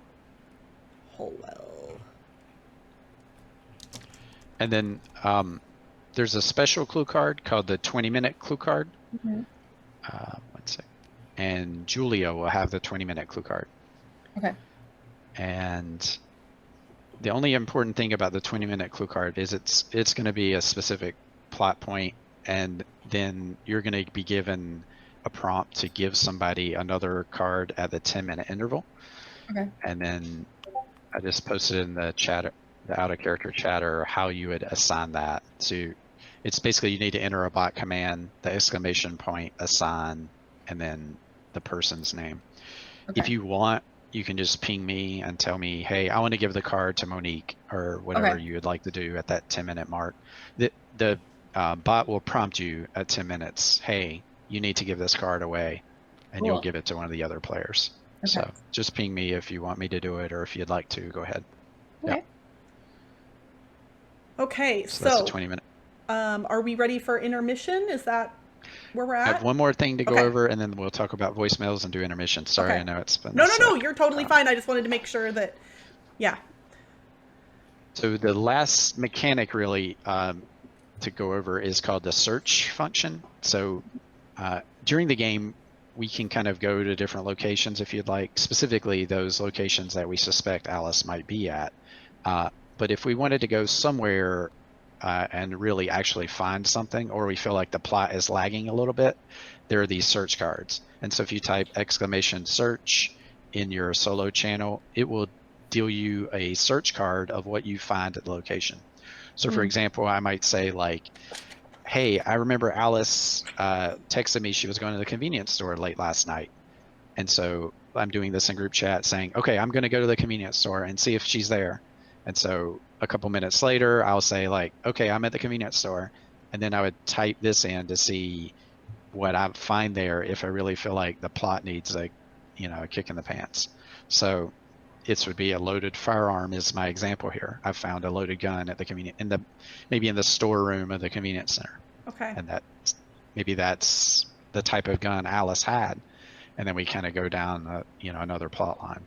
These should be reserved for only one or two maybe occurrences during the game. If too many of these happen, the plot's going to go all over the place and we're going to be going on all kinds of different directions. There should be enough plot without this, but if you just want to spice it up a little, you could try to do the search Cool. cards. Okay. Okay. Any questions about that? Yeah. Okay, so let's talk about voicemails, and then we can, because we're going to record those during intermission. So we're going to be recording voicemails in the MP3 format. They should be roughly a minute long. Keep in mind you want to address kind of your voicemail prompt that was dealt to you as part of your motive card, or as part of your character card, sorry. So revisit your character card, think about your secret during intermission, and then try to bring up at least your voicemail prompt and maybe even your secret in your voicemail. And this will be the last voicemail that you left. You basically called Alice before she disappeared and left her a voicemail. What did you say to her is the prompt. Okay. theoretically, we could have also left the voicemail after she disappeared, but just before we knew she was missing, right? Yeah, so this is the last time you called Alice for whatever Okay. reason, and the voicemail that you left her. Okay. About how long do you think our intermission is going to be? Probably about 5 minutes. You need a minute. You know, the voicemail should be a minute long. You may have to redo, and then when you get your voicemails, you could put them in the voicemail chat channel Okay. in MP3 format, or you could send them to me directly. It's up to you. Okay. I'm going to say so- let's have the intermission be closer to 10 minutes so that way everybody can go fill up water and take a bio break also if need be. And I know I will still be chatting with you all here in a second when we do go to intermission. But for you all watching on Twitch, I am going to put us to a more blank screen. You will not see or hear us for a little while. And then when we come back in 10-ish minutes, probably getting close to the top of the hour, that is when we will start the game proper. The game will last for 90 minutes, and once we start, we will not be speaking out loud anymore. So if you want to hear our beautiful voices, this is it. This is it. Oh boy. Yep, so I'm gonna... I've been practicing being quiet this whole time. You're doing a great job. All right, everybody, we are back. We have done our intermission responsibilities, which include recording voicemails for Alice. And then Nate is going to run us through just a couple quick little housekeeping things before we get the game started in earnest. Yeah, thanks. So last little bit, we'll be going over some last minute rules that really talk about how the game's going to run, and then we'll try to dive back into the setting just a little bit, set the scene, and then we'll sync our playlists up, and we should be ready to go. So I posted a game guide that kind of summarizes some of the most important rules as we go through the play. So just keep in mind, today is Saturday, the first day of winter break. Everybody except for myself starts the game knowing Alice was last seen on Wednesday, 3 days ago. We talked about it a little bit before, I think, but you can use parentheses to communicate anything out of character. The X card we went over, you could just put parentheses X or whatever topic you need, followed by that to remove something entirely from the game. Keep in mind that it's okay to have some moments where nothing happens. This isn't supposed to be 90 minutes of real time necessarily, and so sometimes, you know, somebody might be responding to their clue card. Basically, don't feel like something needs to happen every second. The plot will continue naturally. So if group chat goes quiet, that's a good moment to maybe turn to your private text messages with other characters and kind of develop that a little bit more. Ask them questions, that sort of thing. A key rule, since this is a silent game, the premise is that we're communicating by text only, by text message. And so in character, we can never be in the same place at once. If there's ever a reason that where it seems like that might happen, you just have to narratively make it worse. So let's say I know that Dakota's at the old barn and I'm going to the old barn. When I get there, Dakota's not there for some reason. So Dakota, you know, a minute before I arrive might say like, gotta leave, you know, I'm going to check out something else. Basically, we have to narratively make it to where we're never in the same place at the same time. And we're always just texting on our phone with each other. As I mentioned before with the clue cards, it's okay if it takes you a couple minutes to like let the clue card mold or come up with the answers before you share it out over group text. But you know, do make sure you tell everyone the information from your clue card in group chat. That's really what drives the narrative. I mentioned the secrets. You need to try to reveal your secret. Oh, we didn't talk about that in intermission, but if you haven't already, maybe think about the answer to your secret prompt and make sure that you convey that throughout the game to at least somebody. It could be in private or in group chat, however it comes up organically, but try to work that in. So as we play, we have wide latitude on what we can say happens, but we can't find Alice's cell phone, car, Alice, or who's responsible specifically without the clue cards telling you that you found one of those items. So a clue card could say, hey, Julia found Alice's keys by this location, but we can't make that up ourselves. We can make up almost anything else in the game, but nothing relating to finding Alice specifically or her items. If for any reason your character is hurt or killed and can't text, a card will tell you so.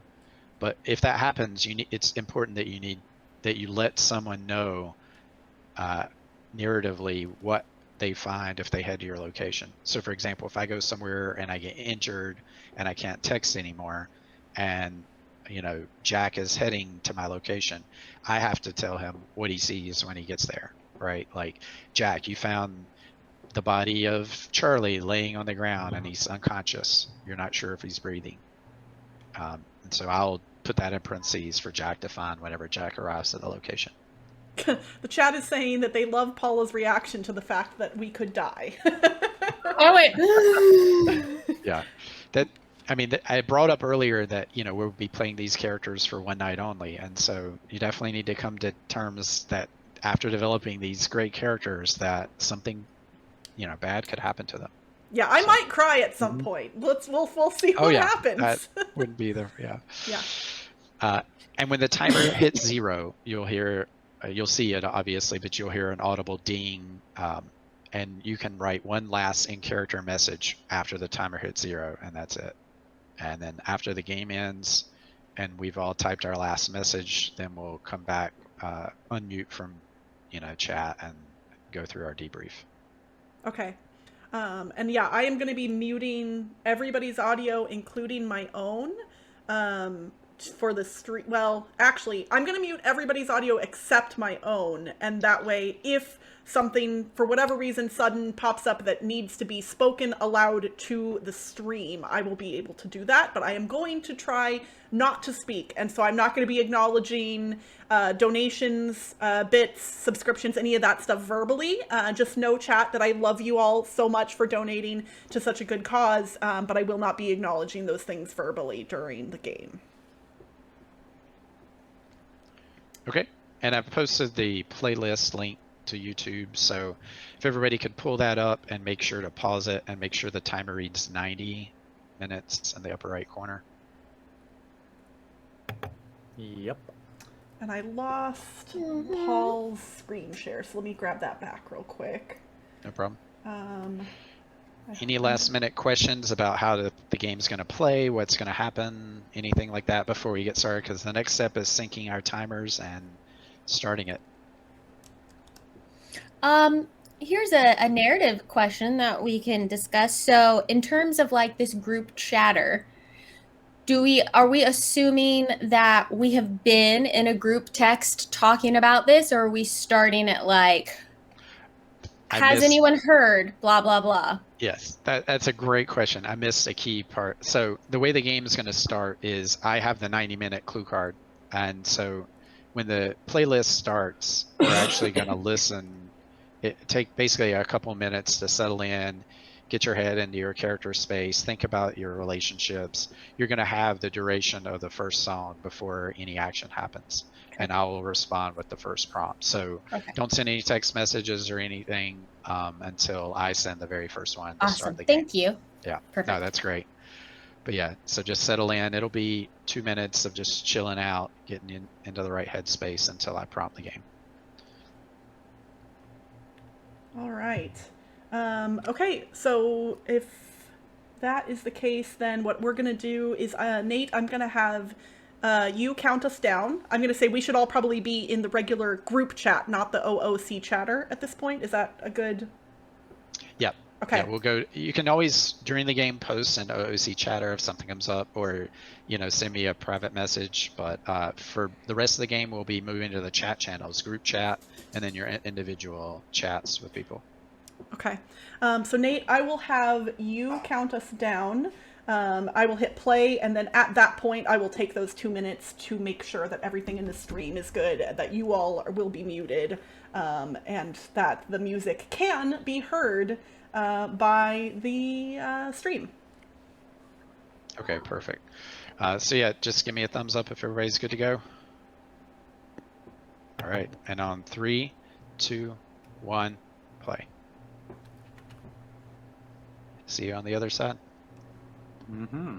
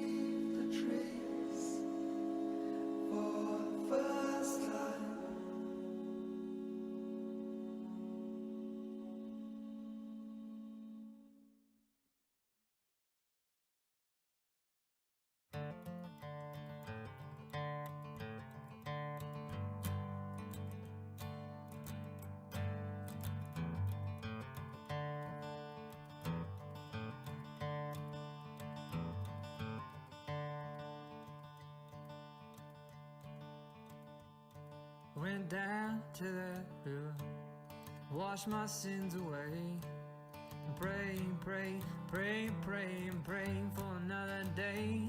I went down to that river, washed my sins for free. The devil's on the other bank, staring back at me. I'm a dead man walking, I'm a dead man walking, I'm a dead man.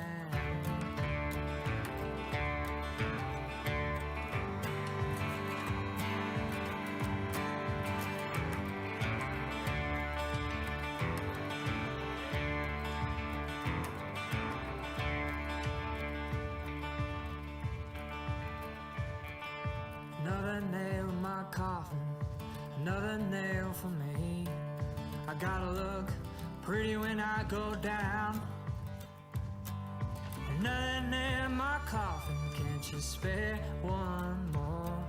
I gotta look pretty when I'm knocking down heaven's door. I'm a dead man walking. I'm a dead man walking. I'm a dead man. I'm a dead man walking. I'm a dead man walking. I'm a dead man.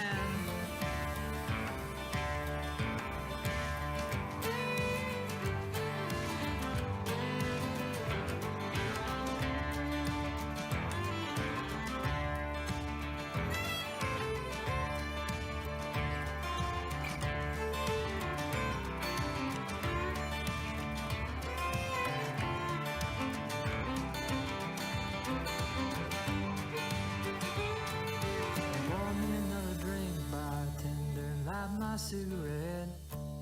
You ever seen a dead man talking? No, you haven't seen one yet. I'm a dead man walking. I'm a dead man walking.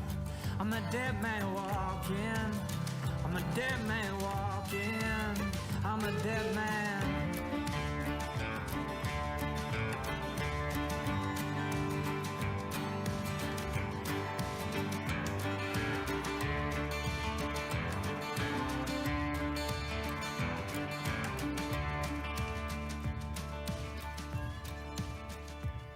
I went down to that river, washed my sins for free.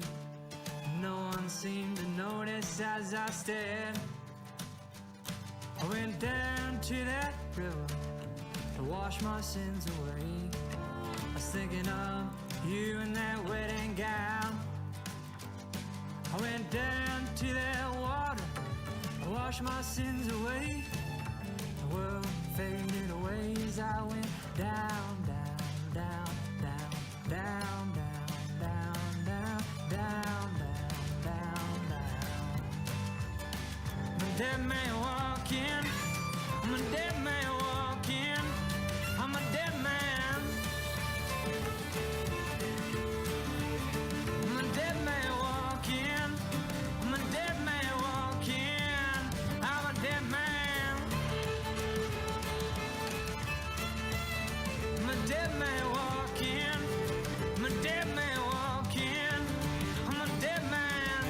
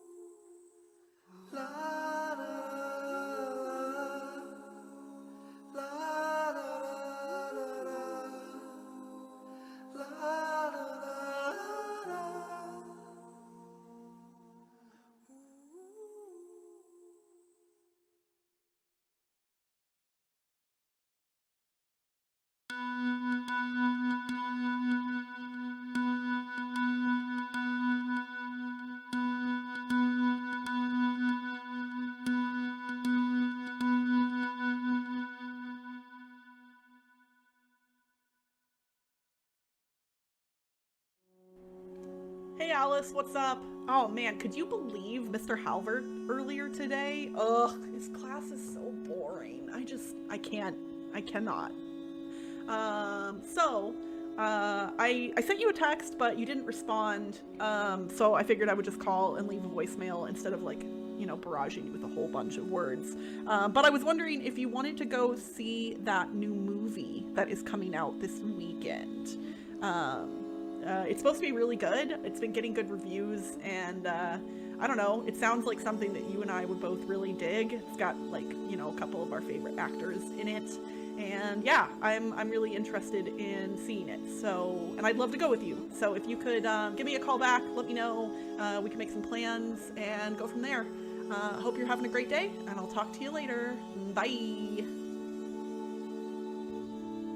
Hey, I really hope you're not mad at me. Did you get my text messages? I know we were supposed to go to the Driven Dagger. I know I said I was ready to go, but I wasn't ready, and I know that happened at the last minute, but I really hope you got my text messages, because I would really hate it if you thought that I just like stood you up without letting you know. Okay, can you call me, because I'm worried that you normally call me when you get home, and now you're either really mad at me, or I don't know, maybe something happened to you. We got that message.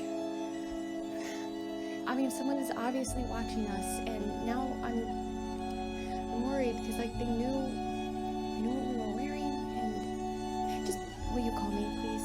And I'm sorry again that I didn't show up, but I will. Next time I will. Just call me, and please don't be mad, okay? All right. Oh, it's Julia, by the way. You probably know that. Okay, sorry, I'm stupid.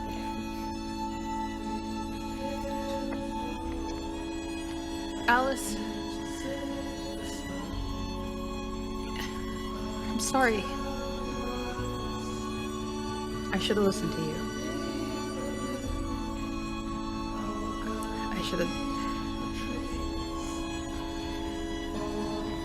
have listened to you. And I'm sorry. And if it's not too late, I want to help. Alright? Help. Just tell me what you need. I have resources, okay? Just don't do anything drastic. Please. Call me back. Hey, just calling to see if you got back okay. I had to go around the whole mountain in the end, and it was a whole thing. So if we do that again, I think we should get snow tires, okay? I think that's what we should do. Look, my dad's going to be on base next month for like the whole month. So if you want to go to the barn and do stuff, we can do that really easy. I can just lock up the cabinet. Like I'm the only person with the key. They don't know if there's anything in there or not. And I don't know how to say this. I want to talk to you a bit about how because if he really can like affect your ability to get a scholarship or something, like should we tell someone? I don't know. I don't know what to do about that. Let me know. I feel weird. Look, I gotta go because Dad. So yeah, I'll see you soon.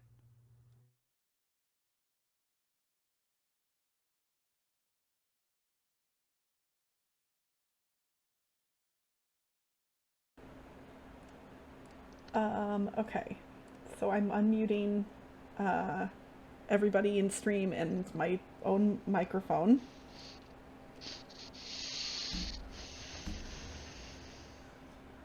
Thank How's you, everybody doing? chat, for hanging with us. We're totally fine. Everything's fine. Yeah, really. Okay. Why weren't the police there? I know. They're so. We can go to the other character and do a little debrief. Okay. Give like a prompt card. So, first of all, how does everybody feel? Is everyone okay? Mm-hmm. I feel sad. Yeah. Yeah. Like, Angry? it's definitely sad. And Yeah. it's still, like, that was more immersive than I thought it would be, I guess. It's fascinating how the text only. Yeah, it really is very immersive. It's really interesting.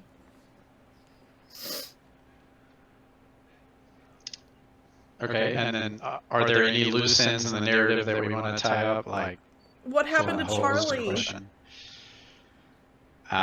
He was at least taken by Bria and David as well. My Bichon Lana, she anytime I cry, she comes. So she's right here, which is really sweet. Oh. I feel guilty because I was gonna go to the lighthouse, and then Charlie was all, Wow. I'm in my car right now, I'll go. And I was like, okay, yeah, that makes sense. I'll give this thing to another player instead of keep it myself. But like, Yeah. I feel She really had the choice of who goes to the lighthouse. And probably didn't know exactly what would happen, but yeah. No. All I knew was like I needed to convince them to not leave until they find Alice. And I was like, well, this makes sense. I just was like, oh, I don't know where to go, but I can't stay at this barn. I'll just go.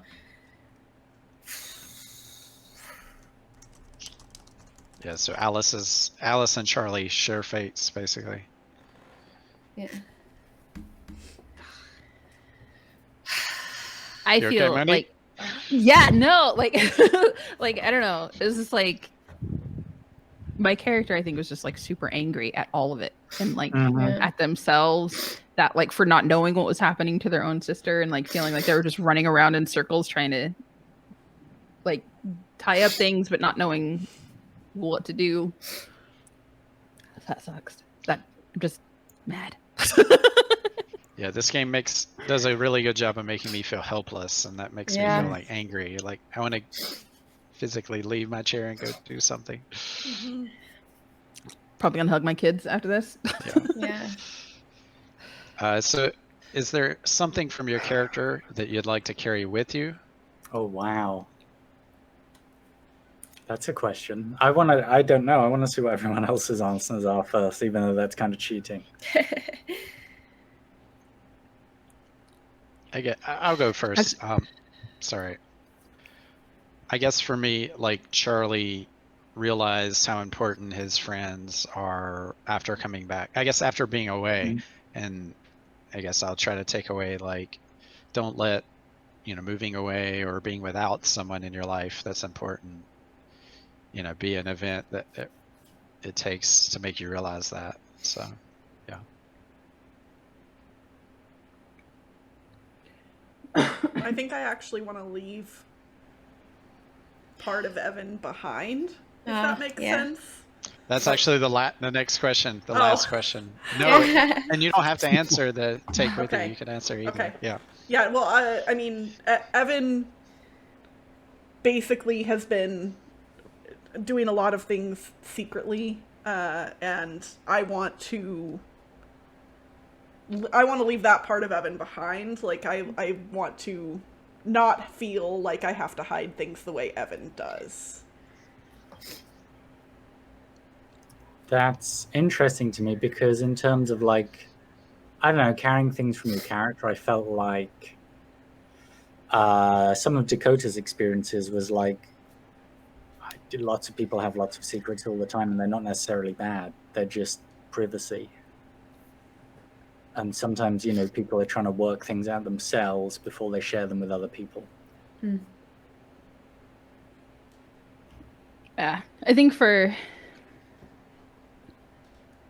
when it comes to like grief and loss and processing, it's just like you don't like to retreat too far in means you miss out on a lot of other things that you want to return back to that may not be there. Not kind of a crappy feeling.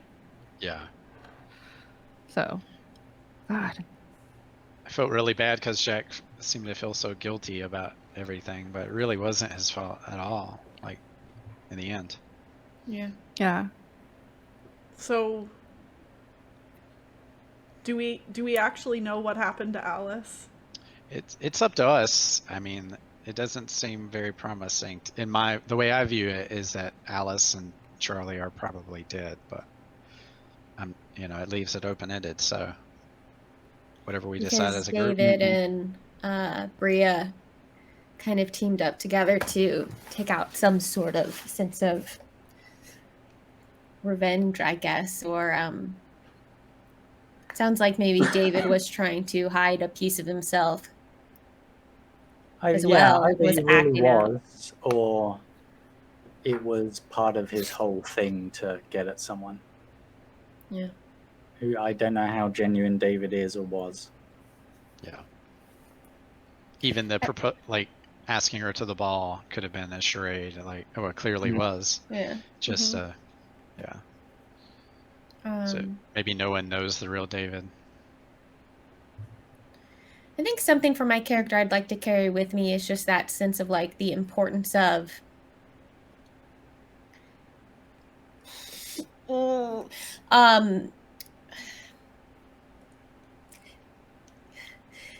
surprise, surprise, I have emotions. I'm gonna say it. Give me a second. Take your time. Yeah.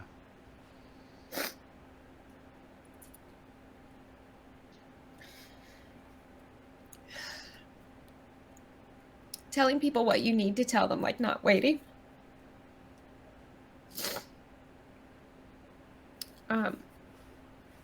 That sense of being like, oh, I should have not been so scared. I should have gone to that. I should have gone dancing with her instead of being scared about it. I should have, instead of my last voicemail to her, which she may or may not have heard, it was just like, are you mad at me? Are you mad at me? Instead of being like, hey, I care about you. Because, yeah, you don't know if you get a chance to say that to people again. So that's something, it's obviously affecting me, but that's something from the character that I think is a nice reminder. Is like, there's no better time to tell the people you care about them than now, I think. So, okay, I'm done. Oh, that's great. Yeah.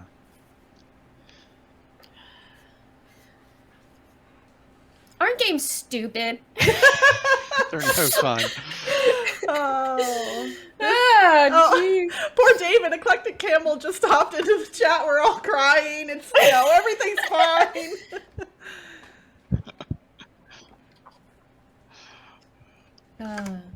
Chat, I would love to hear from you. Does anyone all. else have anything they would like to? Oh, okay. No, I was just say while we're finishing up decompressing here, chat, I would love to hear your all's thoughts about what the experience was like for you all. I know that it wasn't ideal seeing all of the text on screen, so please feel free to share that while we continue.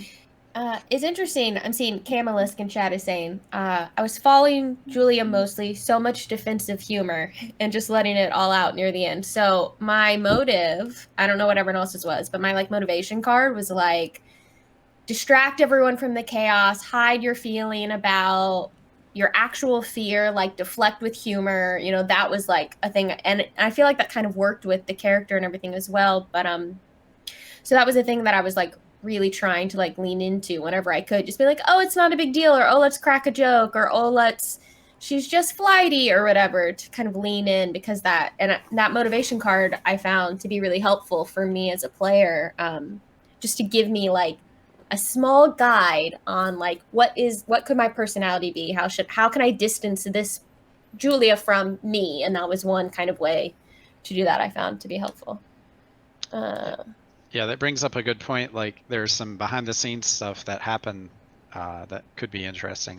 My motive was to jump to conclusions, make conspiracy theories, basically to assume the worst. And so that's why I was Charlie was constantly pushing, all these crazy conspiracy theories. Yeah.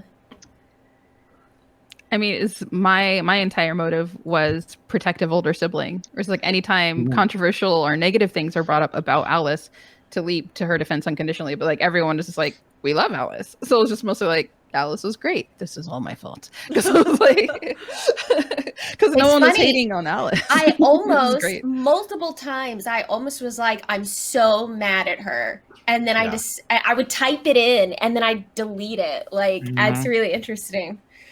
Yeah. Especially early on when you think that maybe she just skipped town. It's like, why hasn't she freaking texted me? Yeah. She's with Evan her last night. I was angry. And Yes. Oh my god. my motive was to ask questions, lots of them, collect details, push for answers, and so that's why I just kept asking you all so many questions. You did ask a lot of questions, but what does that have to do with Alice? I was like, girl. I know, I felt bad. I was like, it feels like I have an attitude, but like it told me to ask questions, so. Oh, that's good. Mine was to, find the blame. Someone is responsible, maybe even someone here. Which is also just a question asking sort of. I felt like I started the game in a kind of, not like I'm immediately going to come out swinging, but like just in a mode of like listening and like, okay, what's going on here? I'm going to wait for someone to drop something, and then like once there's a hook, try and pull things out of them. Yeah. There was a bit with the Margaret Atwood poem where I was like, in character, I was like, okay, so what is this? What does this mean? Like, I don't know what this means in character. Is this a really big deal? Things like that I wanted to try and get on. And also at the same time, still play a character who had some of his own stuff going on. Yeah. Yeah.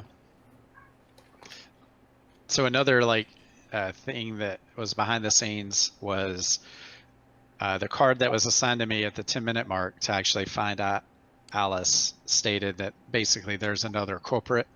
And so it's not always that way. And then the second culprit is randomly dealt out of the 5 suspects. Oh. And it happened to be David Nelson. Oh my gosh, how funny. So it was Bria, and then it happened to be that David ended up being in on it. That's so interesting. My card was Alice told you a secret about someone, which was a secret about David Nelson. Right. And those two are independent. So yeah, but they so tied together. They tied together, and then I don't know. Maybe it's not a true secret, but Alice thought it was true, regardless. Right. I mean, this is to kind of put a pin in this to some degree. Like, I would say this is a really good example of great RPG design, because that story, which was created from random pieces and parts, felt far more cohesive than I ever would have imagined. Yeah. Like, we tied everything together, but we almost didn't have to, and that's that's really neat.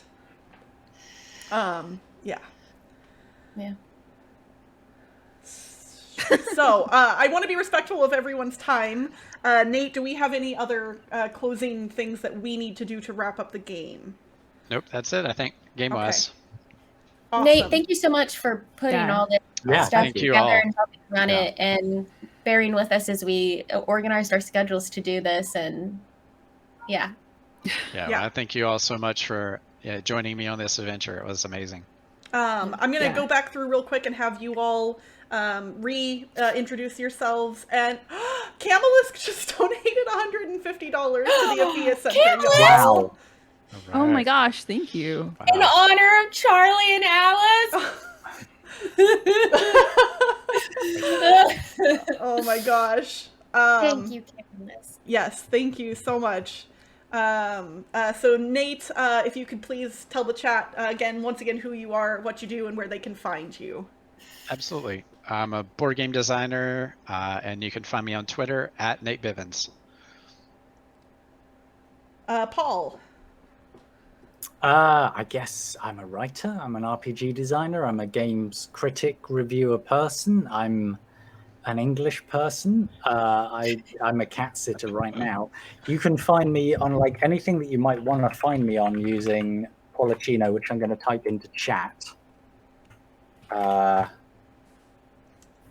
Like that, and Policino, and that's me on Twitch, Twitter, Instagram. I've got a Patreon where you can read lots of my written work if you want to read that, and occasional podcasts. I've even got a TikTok. I don't promote it much. It's just got cats on, but there you go. Yeah. All right, Monique. Hi, I am Monique. I go by Game Freaky Girl here on Twitter and on on Twitch, and on Twitter I am Game Freak Geek. I play story-driven narrative video games and board games on my channel, and occasionally a little Lego. So you can follow me there and just see each other. Yep, that's it. I love that the GIF pops up over your face. So I've done a shout out, but then yeah, you're hidden. So that's So Paula. Hi, my name's Paula Dimming. I know I cried a lot just now, but I make board game comedy called Things Get Dicey, and I'm on a board game comedy podcast called This Game Is Broken, and I contribute to the YouTube channel Watch It Played with some solo game playthroughs, and soon there will be the thrilling conclusion of Monique from Before You Play, and I finishing up learning Age of Sigmar on Watch It Played. And also I have a podcast called Death by Monsters, and that there's probably something else, but that's all I can think of at the moment. Gallifrey Gals, that's on YouTube. Just type it in and you'll see what it is. And I stream. So I stream here, twitch.tv/Paula Deming. Tomorrow, I'm starting a puzzle game called One Hand Clapping, where to solve the puzzles, I have to sing into my microphone. So that should be fun. Well, that sounds amazing. So it's pretty on brand for my stream. We do a lot of singing. So catch you then, 3:30 p.m. Pacific. Awesome. Well, I hope I'll be able to tune in. Once again, my name is Crystal Dax, and this is the Board Game Blitz channel. Me and my co-host Ambi stream here every Tuesday and Thursday evening, typically. Ambi also streams during the day sometimes. We are also over on YouTube. You can find me on the Dice Tower doing the live show Dice Tower tonight. And you can find me on Twitter, handle Crystal Dax, ranting about lots of different things and loving on a whole bunch of different things as well, including dogs, Star Trek, and board games. Yes. Thank you, everyone, for joining me for this today. I know that this was a labor of love getting this put together, and I think it was 100% worth it. So.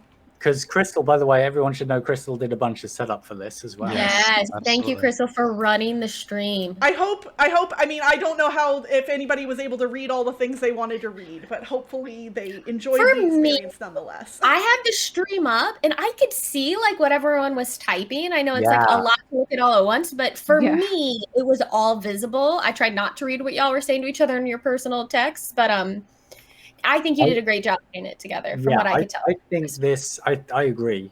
I think it worked nicely, and I will absolutely be going back and like doing this as a VOD to just look through, because there's loads that happen that I don't know about. Right. Yeah. So yeah.